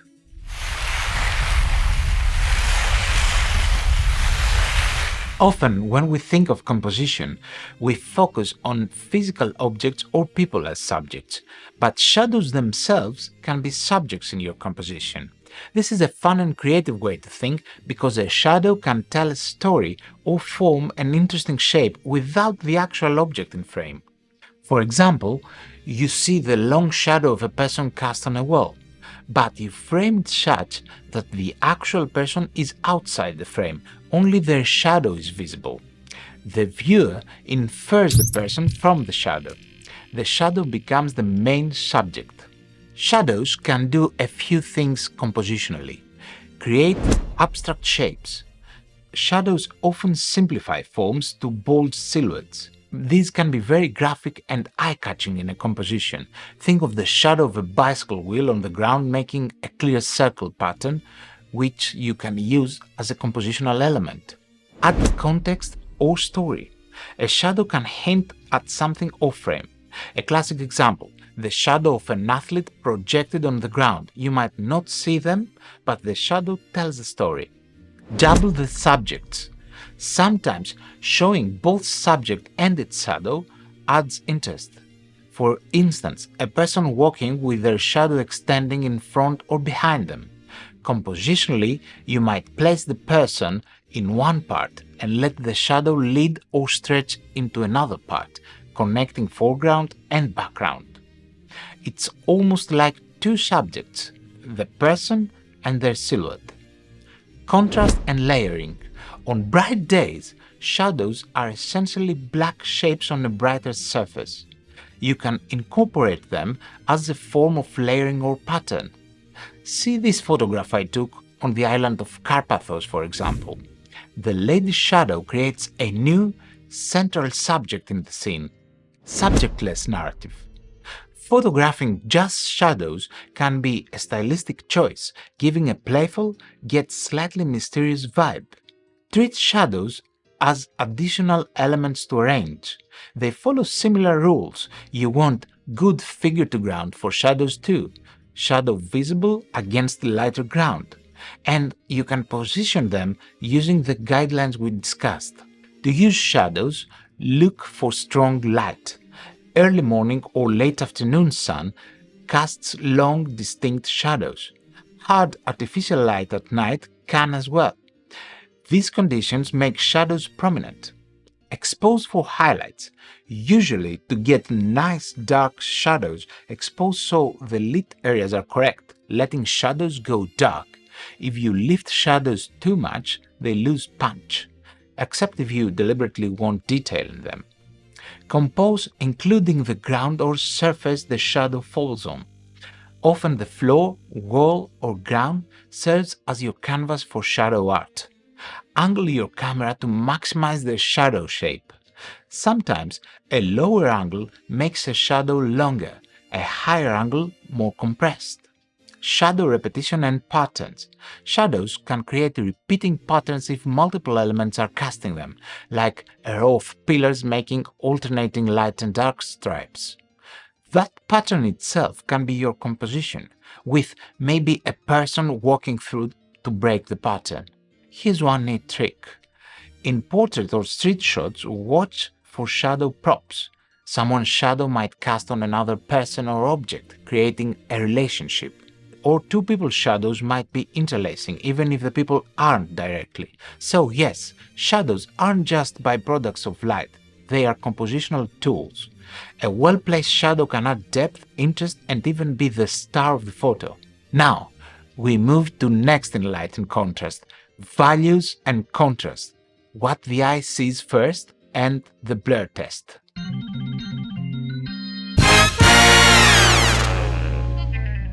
In art, values refer to the shades of light and dark, basically the brightness levels.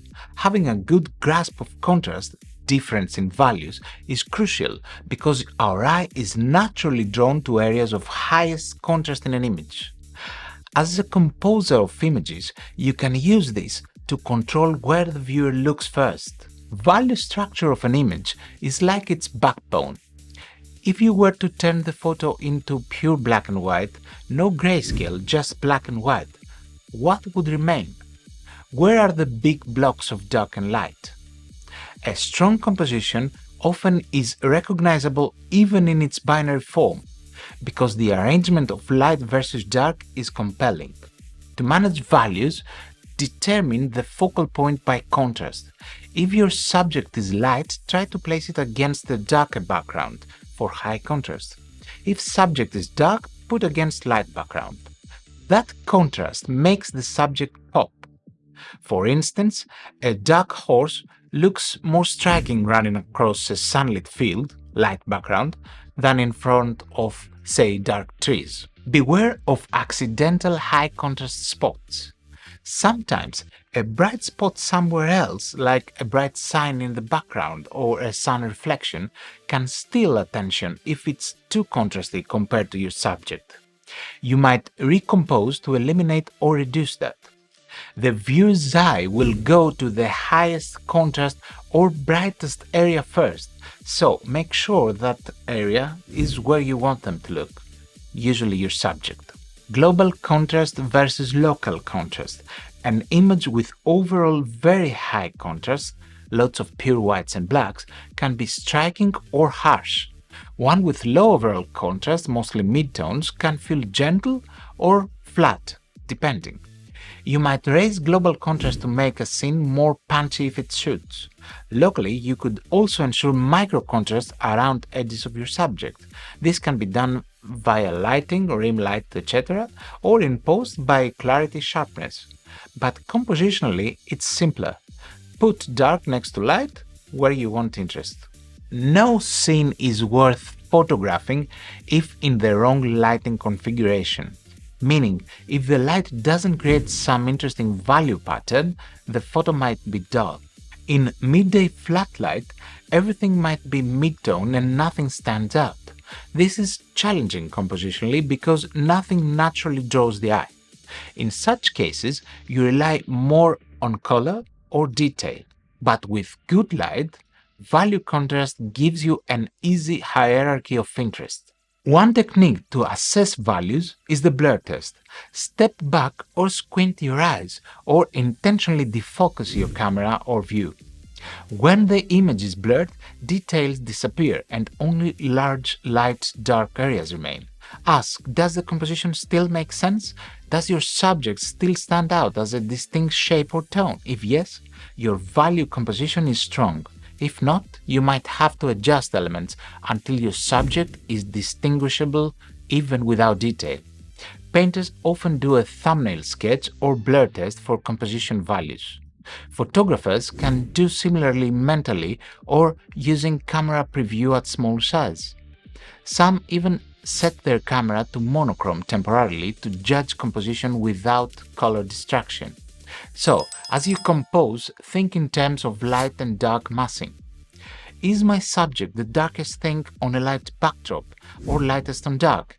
Does it stand out enough? If not, can I reposition or wait for different light? Or can I adjust exposure to make background lighter or darker relative to subject? To practice values, sometimes converting your photo to black and white in editing can show if the composition holds. Some images rely on color differences. In black and white, they might go muddy. Great compositions often work in monochrome because they have solid value structure. Alright, we've tackled a lot about light and contrast. Next, we go to advanced composition techniques and unconventional approaches.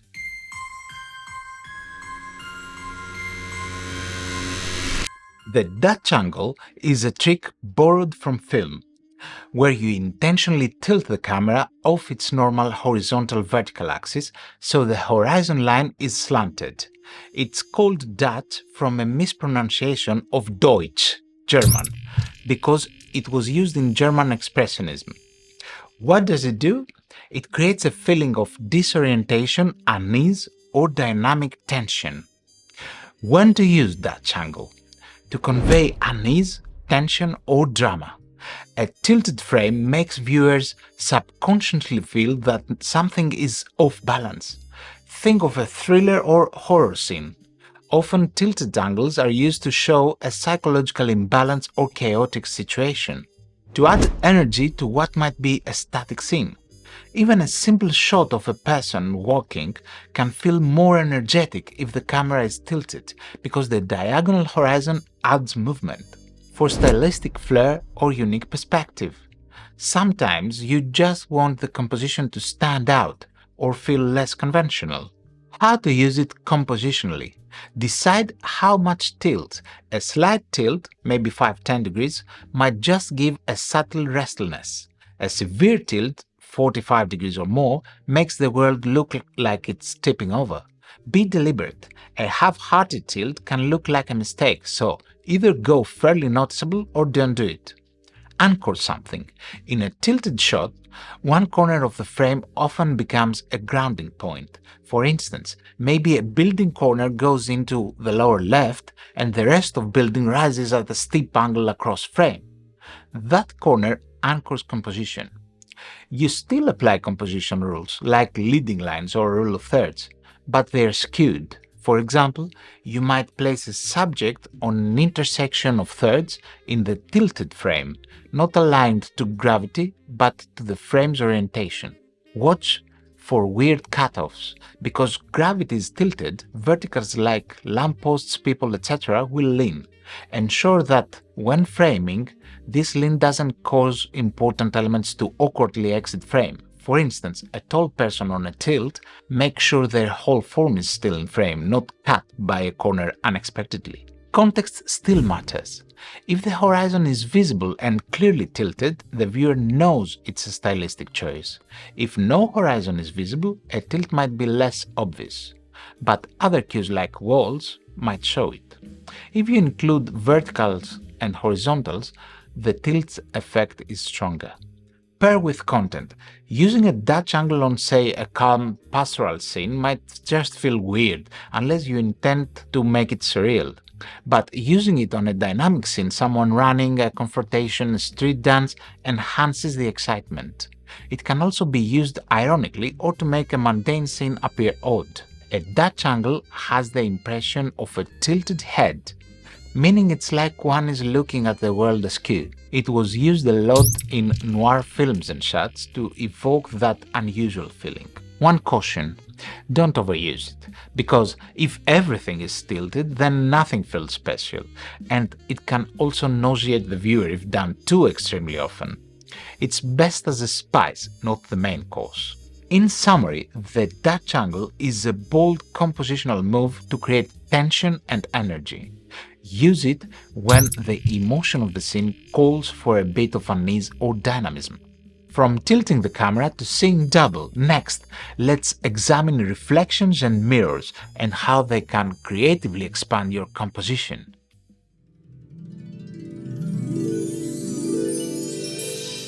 Reflections and mirrors are like portals in your composition. They allow you to show more than one view or angle within a single frame. They can also introduce symmetry or surreal duplication of subjects. Using reflections effectively can double the impact or create intriguing stories. What's real versus reflection? Ways to use reflections. Mirror as secondary frame. Photograph the subject via mirror. This means you're actually capturing the reflection, not the subject directly. For example, a classic portrait trick: have the subject looking into a mirror and you photograph the reflection. Compositionally, you might include part of the mirror's frame in the shot or just the reflection. It adds a layer. You and the viewer are looking in on a private moment via the mirror. Reflection symmetry. A still water reflection of a landscape can create a perfectly symmetrical composition. You can compose with the horizon centered, so the land and its mirror image form a satisfying symmetrical pattern, like a mountain and its mirror in a lake. This often gives a sense of tranquility or sometimes a slight eerie perfection. Reflection to show context. Sometimes you can't see something directly, but you show it in a reflection. For instance, photographing a person's face reflected in a window while they stand beside it. You see both their profile directly and their face in the reflection. This tells more than a single view could. Street photographers often use storefront windows to capture street action, plus reflections on opposite side of the street combining scenes. Multiple reflections. Mirrors facing. If you have two mirrors, you can get infinite regress, mirror reflecting mirror, or multiple angles of a subject. This can be dizzying and cool compositionally, like seeing a person's face from front and back in the same shot, thanks to two angled mirrors. It adds complexity and it's eye-catching. Reflection distortion. Not all reflections are perfect. Wavy water, curved metallic surfaces, spoons, etc. can stretch or warp the reflected image. This can be used creatively to present an abstract or impressionistic view of a subject. The composition might use the distorted reflection as a funhouse perspective. Mystery and story. Mirrors can create mystery. A viewer might see a person's reflection but not the person directly, which can be a bit ghostly or suggest introspection, like someone staring into a mirror. We see their face in the mirror, their back turned to us. Caution with focus and exposure. When focusing on reflections, sometimes you need to focus on the reflected image, which is effectively focusing at the distance of the mirror, not the distance of the reflected subject beyond. Usually, focusing on the plane of the mirror glass works, since that's where the reflection appears. Exposure might be tricky if the reflection is brighter or darker than the surroundings. Consider spot metering on the reflection if that's main subject. I really love mirrors, and whenever I see one I consider how to incorporate it. I ask my subject to look into the camera via the mirror, because that way in the photograph it appears they are making eye contact through the mirror. Composition with mirrors. You can treat the reflection as a frame within frame or a secondary composition. Perhaps the mirror only shows part of the scene. You might use it like a spotlight highlight. For instance, a small circular mirror reflecting an eye in a portrait's composition. Also, reflections can create symmetry even when scene isn't symmetric. A mirror image naturally symmetrical to the real thing. To practice, actively search for reflective surfaces. Once found, move around to see what they're reflecting and how you can line up something interesting. For example, crouch to get a puddle reflecting a building, along with some street action. There's a lot of playful potential. But let's now move to a more advanced mirroring technique.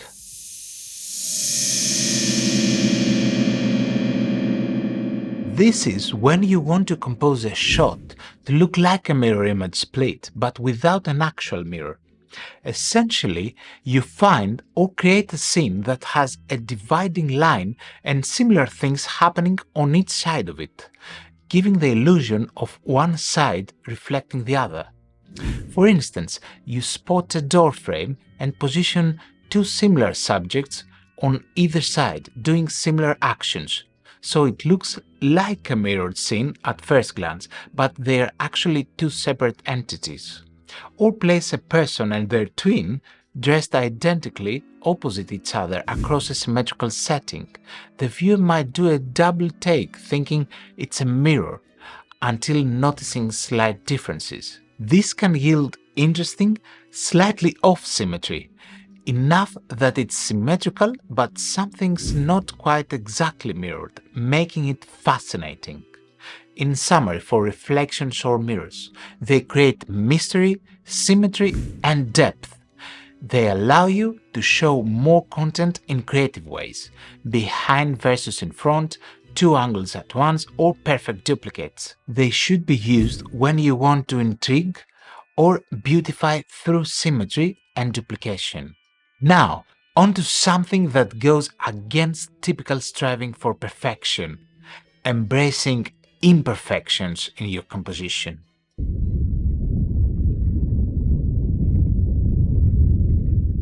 Many of us aim for technically perfect photos, sharp, no blur, no grain, correct exposure. But some of the most iconic images in history have imperfections. And those imperfections sometimes add character, mood, or a sense of realism. This principle encourages you not to discard a composition or image just because it's not technically flawless, and even to use imperfections creatively. Types of imperfections and how to use them. Motion blur. Instead of always trying to freeze action, you might intentionally allow some motion blur to convey movement. A dancer's arms as a blur, traffic lights streaking, etc. Compositionally, blur can create leading lines or a sense of focus by making the moving parts soft and keeping the static part sharp, guiding the eye. Imperfect focus or blur can also give a dreamy vibe. Many street photos use a bit of subject motion blur to show hustle. Lens blur and out of focus areas. Sometimes misfocus happens. Maybe the background is sharp and subject slightly soft. If the image's story or feeling is strong, that can be okay.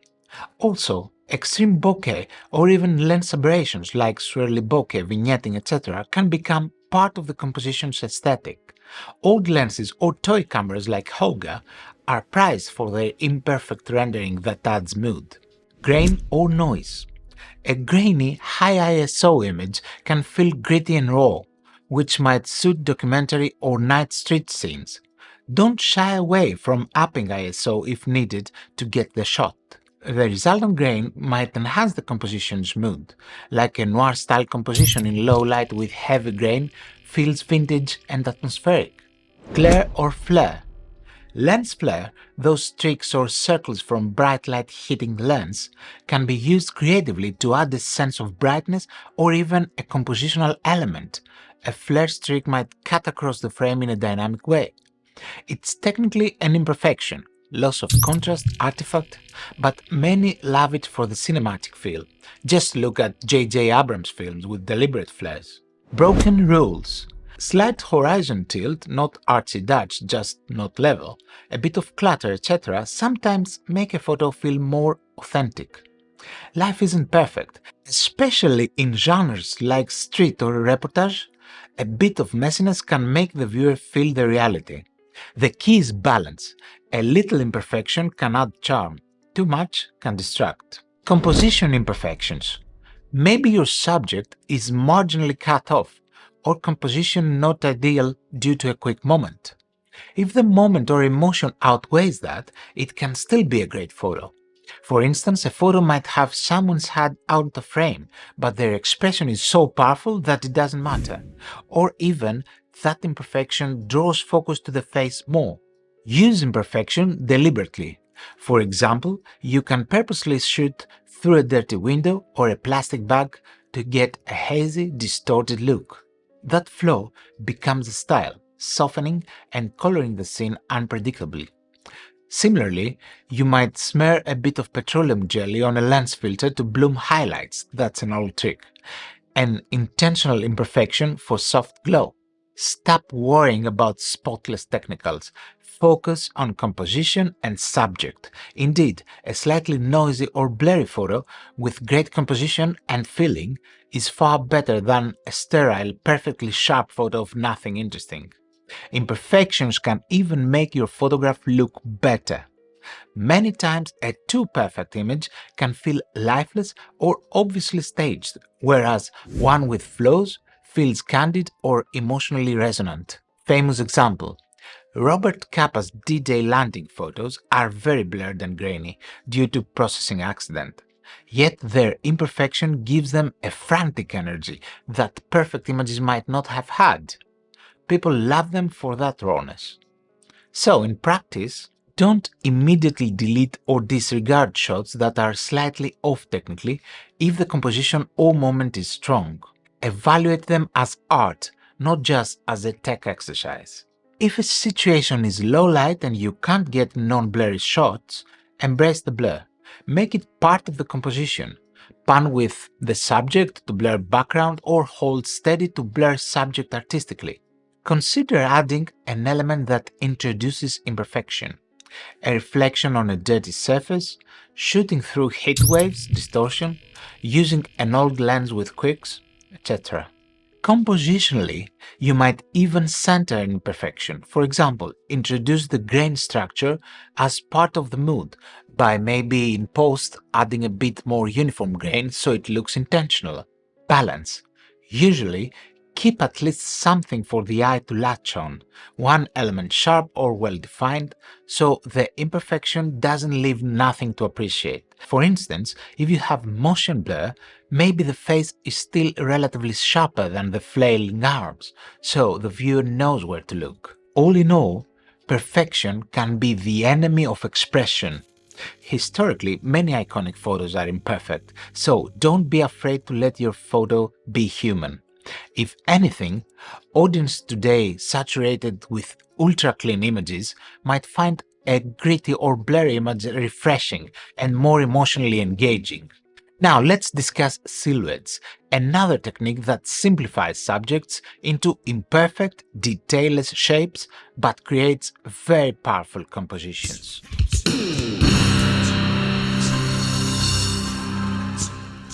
A silhouette is a dark outline of a subject against a brighter background. You lose all interior detail of the subject, you see only shape. This is a strong composition tool because it reduces the subject to a graphic form. When to use silhouettes? When the shape of the subject is distinctive and tells the story on its own, for example a couple kissing, a tree with unique branches, a city skyline. When you want to emphasize form and composition over details or expressions. Often used at sunrise or sunset, with subjects against the bright sky, or any scenario with backlighting where the subject is much darker than the background. Compositionally, silhouettes follow many rules of figure to ground. By definition, a silhouette is high contrast figure to ground, black subject on light background. That means clarity of outline is key. Subject separation. Make sure your silhouetted subjects don't overlap in confusing ways. If you have multiple people, space them so their outlines are distinct, not merging into one blob. Recognizable shapes. Position the subject to be in profile or a clear pose that the outline is meaningful. A person standing sideways is more recognizable than straight on. Arms and legs need to be apart to show form. Think of the iconic cowboy silhouette with legs apart and hat visible. Use the background color. The background, often a gradient sky, becomes the canvas. Composing with a silhouette often means placing the subject wholly within that bright canvas, not intersecting dark ground that would merge. For instance, photographing a runner on a ridge. You get low to have them entirely against sky rather than partly against the mountain. Emotion and simplicity. Silhouettes can be emotional in a universal way. Since you can't see the person's details, they could represent anyone. They often evoke drama or peace depending on context. A lone silhouette in a large frame of sky or sea can feel very poignant, emphasizing solitude or awe of nature. Focus and exposure. Typically you focus on the subject, since it's a high contrast edge often, focusing is usually fine on the silhouette outline. Exposure. You let the background dictate exposure to be bright enough. Usually you underexpose relative to what the meters suggest for the subject so that they go black and background is well exposed. Most cameras can do spot meter on sky or just manual adjust so sky is not blown out. Foreground silhouette as frame. You can also use partial silhouettes as framing elements. For example, dark trees on the sides of the frame silhouetted, framing a bright scene in center. That's like natural vignettes. Silhouettes essentially are a special case of chiaroscuro and figure to ground, maximum contrast, zero detail in dark. It makes images bold and often timeless. Silhouettes are very graphical, almost like an icon or logo of the scene. One more advantage. If your subject is too far for detail or not in a flattering detail, maybe messy background, silhouette can hide all that and just show outline, making a busy scene simpler. The flip side? You lose facial expressions and details, so the message must come from gesture and context. Try this. Find a setting sun, put any subject in front, a bicycle, a dog, a friend jumping. You get dramatic results which emphasize composition, position and shape inherently, since color palette simplifies to two tones, black and whatever sky color. Let's now discuss a rather controversial topic, cropping.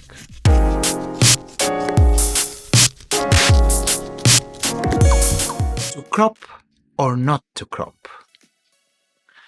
This topic is twofold. Cropping as in composition choice during shooting, how much to include or cut off, and cropping in post-production, changing the frame afterward. Composing in camera is generally ideal, but deciding what to exclude, throw away, is as important as what to include. In-camera cropping, framing. Photographic composition often involves cropping out distractions by framing.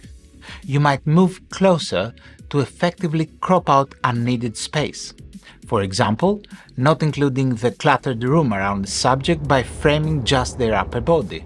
Deciding aspect ratio is also cropping. For example, using a square frame versus a rectangle to cut off some parts and focus composition. Sometimes including too much dilutes the impact. Cropping tighter can strengthen it.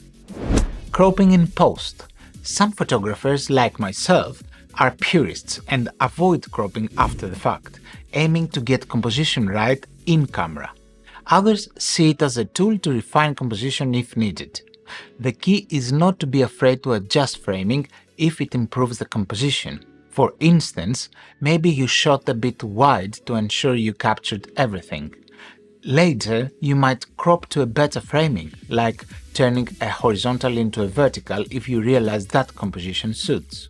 Cropping can help reframe if you missed slightly. Straighten a horizon by rotating and cropping edges, or remove an intruding element at edge. However, cropping too much can reduce quality, the resolution, and sometimes the composition issues might not be fully fixable by cropping if fundamental perspective was off. But slight or moderate cropping is okay-ish. When not to crop, or leave breathing room. If you intentionally want an expansive feeling, you might not crop tightly. For example, environmental portraits where subject is small in a large scene. Cropping in would lose the sense of place.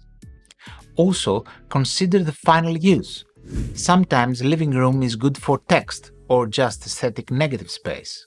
A composition might benefit from an unconventional framing that includes a lot of space.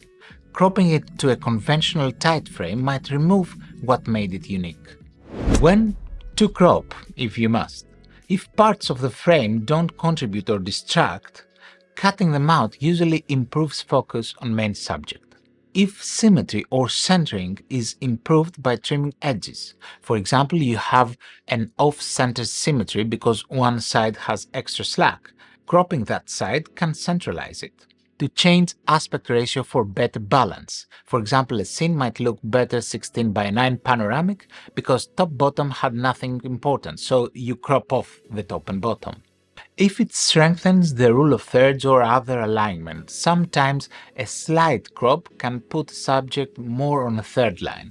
One caution from creative standpoint. Frequent reliance on cropping later might make one sloppy during shooting. It's better to attempt strong composition in camera, but knowing cropping as a safety net or final tweak is okay. Cropping subjects. Sometimes you intentionally crop parts of a subject, like not showing full body or even cutting at edges for artistic effect. That can create tension or focus. For example, a portrait where you crop half the face off at frame edge, it's edgy and draws focus to one eye. Or cropping the lower body of someone to emphasize upper body and environment. There's a difference between intentional partial cropping, like a close-up, and accidental chopping, like cutting someone's foot at the ankle awkwardly. Compositionally, choose your crop points thoughtfully. Avoid cropping people at natural joints in awkward ways. For example, don't crop exactly at ankles or wrists. It looks like an amputation. Crop mid-thigh or mid-upper arm if you must. Some photographers never crop to keep the integrity of the moment captured. Others freely crop to create a more compelling image. It's a personal or project-based choice. But from a composition learning perspective, cropping is a tool. In summary, use cropping thoughtfully.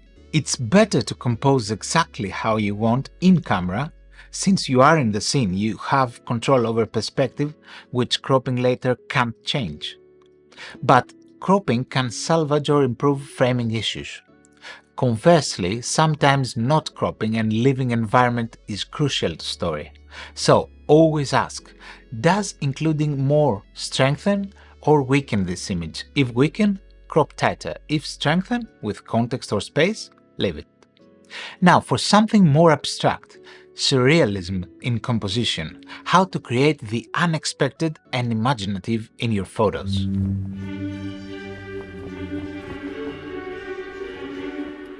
Surrealism is an art movement aiming to mix dream and reality, the unexpected and bizarre, to provoke thought or visual intrigue. In photography composition, surrealism involves arranging elements in ways that look otherworldly or fantastical, basically creating an image that makes the viewer do a double take or enter a dreamlike state. How can we add surreal touches? Juxtaposition of odd elements. Place subjects together that don't normally belong, or capture a moment that looks impossible. An example might be a man walking into the sky, maybe achieved by flipping a reflection photo upside down so it looks like he's walking in the sky's reflection, or capturing a person seemingly interacting with a street mural in a way that looks unreal. Playing with scale, which we touched on with forced perspective. Surreal might be a giant object next to a tiny one, like the classic surrealist paintings of a huge apple in a small room, Magritte style. You can do similar by perspective or actual props. Long exposures to create ghostly figures. A person moving might appear ghost-like in a long exposure in a busy street, giving a surreal vibe of a transparent being amid solid ones. Levitation or unusual positions. Photograph a person jumping so it looks like they're floating, especially if done in a calm scenario, like someone floating above their bed, achieved by jumping. Compositionally, center or prominently place them to highlight the unnatural act. Reflections and distortions. Use reflective funhouse surfaces or water to warp objects in creative ways as earlier, or use prism or glass in front of lens to create split images or rainbows, adding a dreamy effect. Lighting oddities. Surreal lighting could be a single very directional colored light in an otherwise dark scene, or lighting something that normally wouldn't be, like lighting up only one tree in a forest. Decisive weird moments. Street photography sometimes yields naturally surreal scenes, mannequins that look alive, shadows that mislead, etc. Recognizing those and composing to emphasize the illusion leads to surreal photography. For example, waiting until a person walks by a poster such that it looks like the poster's character is interacting with a real person. The key for composition in surrealism. Emphasize the unreal element. If something is odd, frame it clearly so viewers catch it, unless you want extremely subtle surrealism, but usually you want them to notice the weirdness. Keep some reality to anchor. Often, a part of the image is normal and another part is strange. That contrast helps highlight the surreal part. If everything is random, it might be too chaotic. For example, a normal city street, but with one strange character in costume that stands out. Or a normal portrait except the person has an impossible reflection in the mirror. Composition technique. Surreal images still benefit from classical composition to make them aesthetically pleasing. Many surrealist paintings have very balanced or thoughtfully arranged compositions, which makes the bizarre content easier to look at. So, still consider leading lines, symmetry, framing, etc. to present the surreal content. Narrative. Surreal compositions often invite interpretation. You might compose in a way that suggests a story but doesn't explain it fully, so it's an open image. Maybe a door in the middle of a field. The viewer wonders what's behind that door in an open field. Compositionally, it's straightforward but conceptually surreal. Often, surreal compositions make you look twice. As a photographer, aim for that double-take effect. When you plan or see something odd, compose to maximize its visual clarity and impact. Surreal could simply be an abundance of one thing, like hundreds of identical objects, which is unusual. Composition then might be filling frame with them to overwhelm.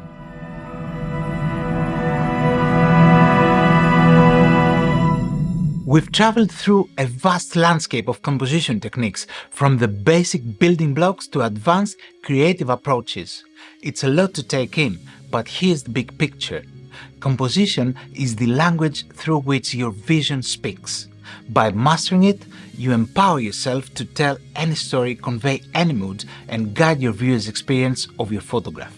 At this point, you might realize something profound. Composition isn't just about following rules or guidelines, it's about developing your vision. It's about training your eye to see the world in frames, to notice light and shadow, to anticipate moments and arrange elements in a fraction of a second. Over time, all these rules blend into intuition. You won't consciously think rule of thirds or leading lines, you'll just see a compelling image before it happens. Composition, in essence, teaches you to be present and truly observe. When you're composing a shot, you engage with the world, noticing beauty in shapes, finding order in chaos, discovering meaning in seemingly mundane scenes. In that way, learning composition is also learning to see life differently. You begin to notice how light falls at a certain angle in the late afternoon, how people naturally form triangles when conversing, how a splash of color across a dreary scene can tell a hopeful story. Composition is not just a technical skill, it's a way of seeing the world with curiosity and creativity. Sometimes you'll find yourself in a situation where what you feel or envision doesn't automatically manifest in the camera. This is where your composition skills bridge the gap. By choosing the angle, the moment, the framing, you can translate that vision into an image. If the reality is cluttered, you simplify. Remember, less is more. If the reality is dull, you find a dynamic perspective or waiting for extraordinary light. If the reality is too straightforward, you inject a twist, maybe a Dutch angle or a reflection, to express your personal take. Over time, you'll develop your own style. Maybe you gravitate to bold silhouettes, or perhaps you love intricate layered scenes with deep focus. There's no right or wrong, it's your signature. All these tools are here for you to pick and choose, like colors on a palette, to paint the photograph you want. And one more important thing, don't be afraid to break rules once you know them. We said it earlier, and I'll emphasize it again. Every composition guideline we covered can be bent. The ultimate measure of a photograph is the impact it has, not whether it checks boxes. So, use these techniques in service of your ideas, and if your gut tells you to try something unconventional that goes against the rules, trust that instinct. That's where innovation lives. As you practice and absorb these concepts, remember why you're doing this. It's not to impress with technique for its own sake, but to share how you see the world. Composition is deeply personal. 10 photographers can stand in the same spot and create 10 completely different compositions, each reflecting their mindset and emotion at that moment. That's wonderful. It means through composition, you are revealing a piece of yourself. Photography, at its core, it's not about the camera, it's about the photographer. It's the eye, heart, and mind behind the lens that make a compelling image, not the gear. Composition is where that creative intent takes form. Finally, as you continue your growth, I encourage you to study great images. Develop that visual library in your mind by looking at thousands of great photographs.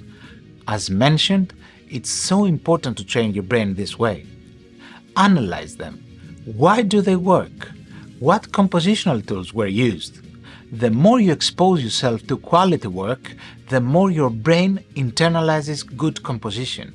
If you've got this far, congratulations! It means you're serious about your photography, and that's exactly the kind of mindset that leads to real growth. Learning composition is one thing, but applying it to your own work? That's where real transformation happens. And sometimes the best way to accelerate that growth is to get direct feedback on your progress. So, if you want to take things even further, I invite you to book a one-on-one 45-minute session with me. If you're working on your portfolio, I'll review it with you and give you honest, constructive feedback, what works, what doesn't, and how to refine your vision. Or if you're still figuring out your path in photography, we can have a conversation about where you are, where you want to go, and how to get there. This isn't just a technical review, it's about helping you grow, whether that means refining your composition, developing your artistic voice, or simply getting unstuck. The link to book a session is in the show notes below. We've covered technical know-how and sprinkled countless examples, but now it's your turn to apply them. Go out and consciously practice one technique at a time. Soon they'll all merge naturally. Make mistakes, embrace some imperfections, and create images that speak to you. If you found this guide helpful, I invite you to take the next step in your journey. Consider grabbing a copy of my book, Throw Away Your Camera and Become a Photographer. It's available on Amazon for an even deeper exploration of composition, light, and the philosophy behind making photographs that matter. It's a continuation of what we've learned, packed with insights and examples that can reinforce and expand your understanding. Thank you for spending this time with me, and I truly hope you feel empowered to go out and create. Remember, this is the most complete guide today, but your evolution as a photographer continues tomorrow. Keep practicing, keep experimenting, and most importantly, keep seeing the world with fresh eyes. For a dose of inspiration on the creative choices behind stylistic decisions, check out my film Why Are My Photos Black and White next? It's a great follow-up that highlights how the principles of composition give you freedom to make such stylistic choices for artistic reasons. So be sure to watch that one next. Cheers, guys! Bye! Ta-ta!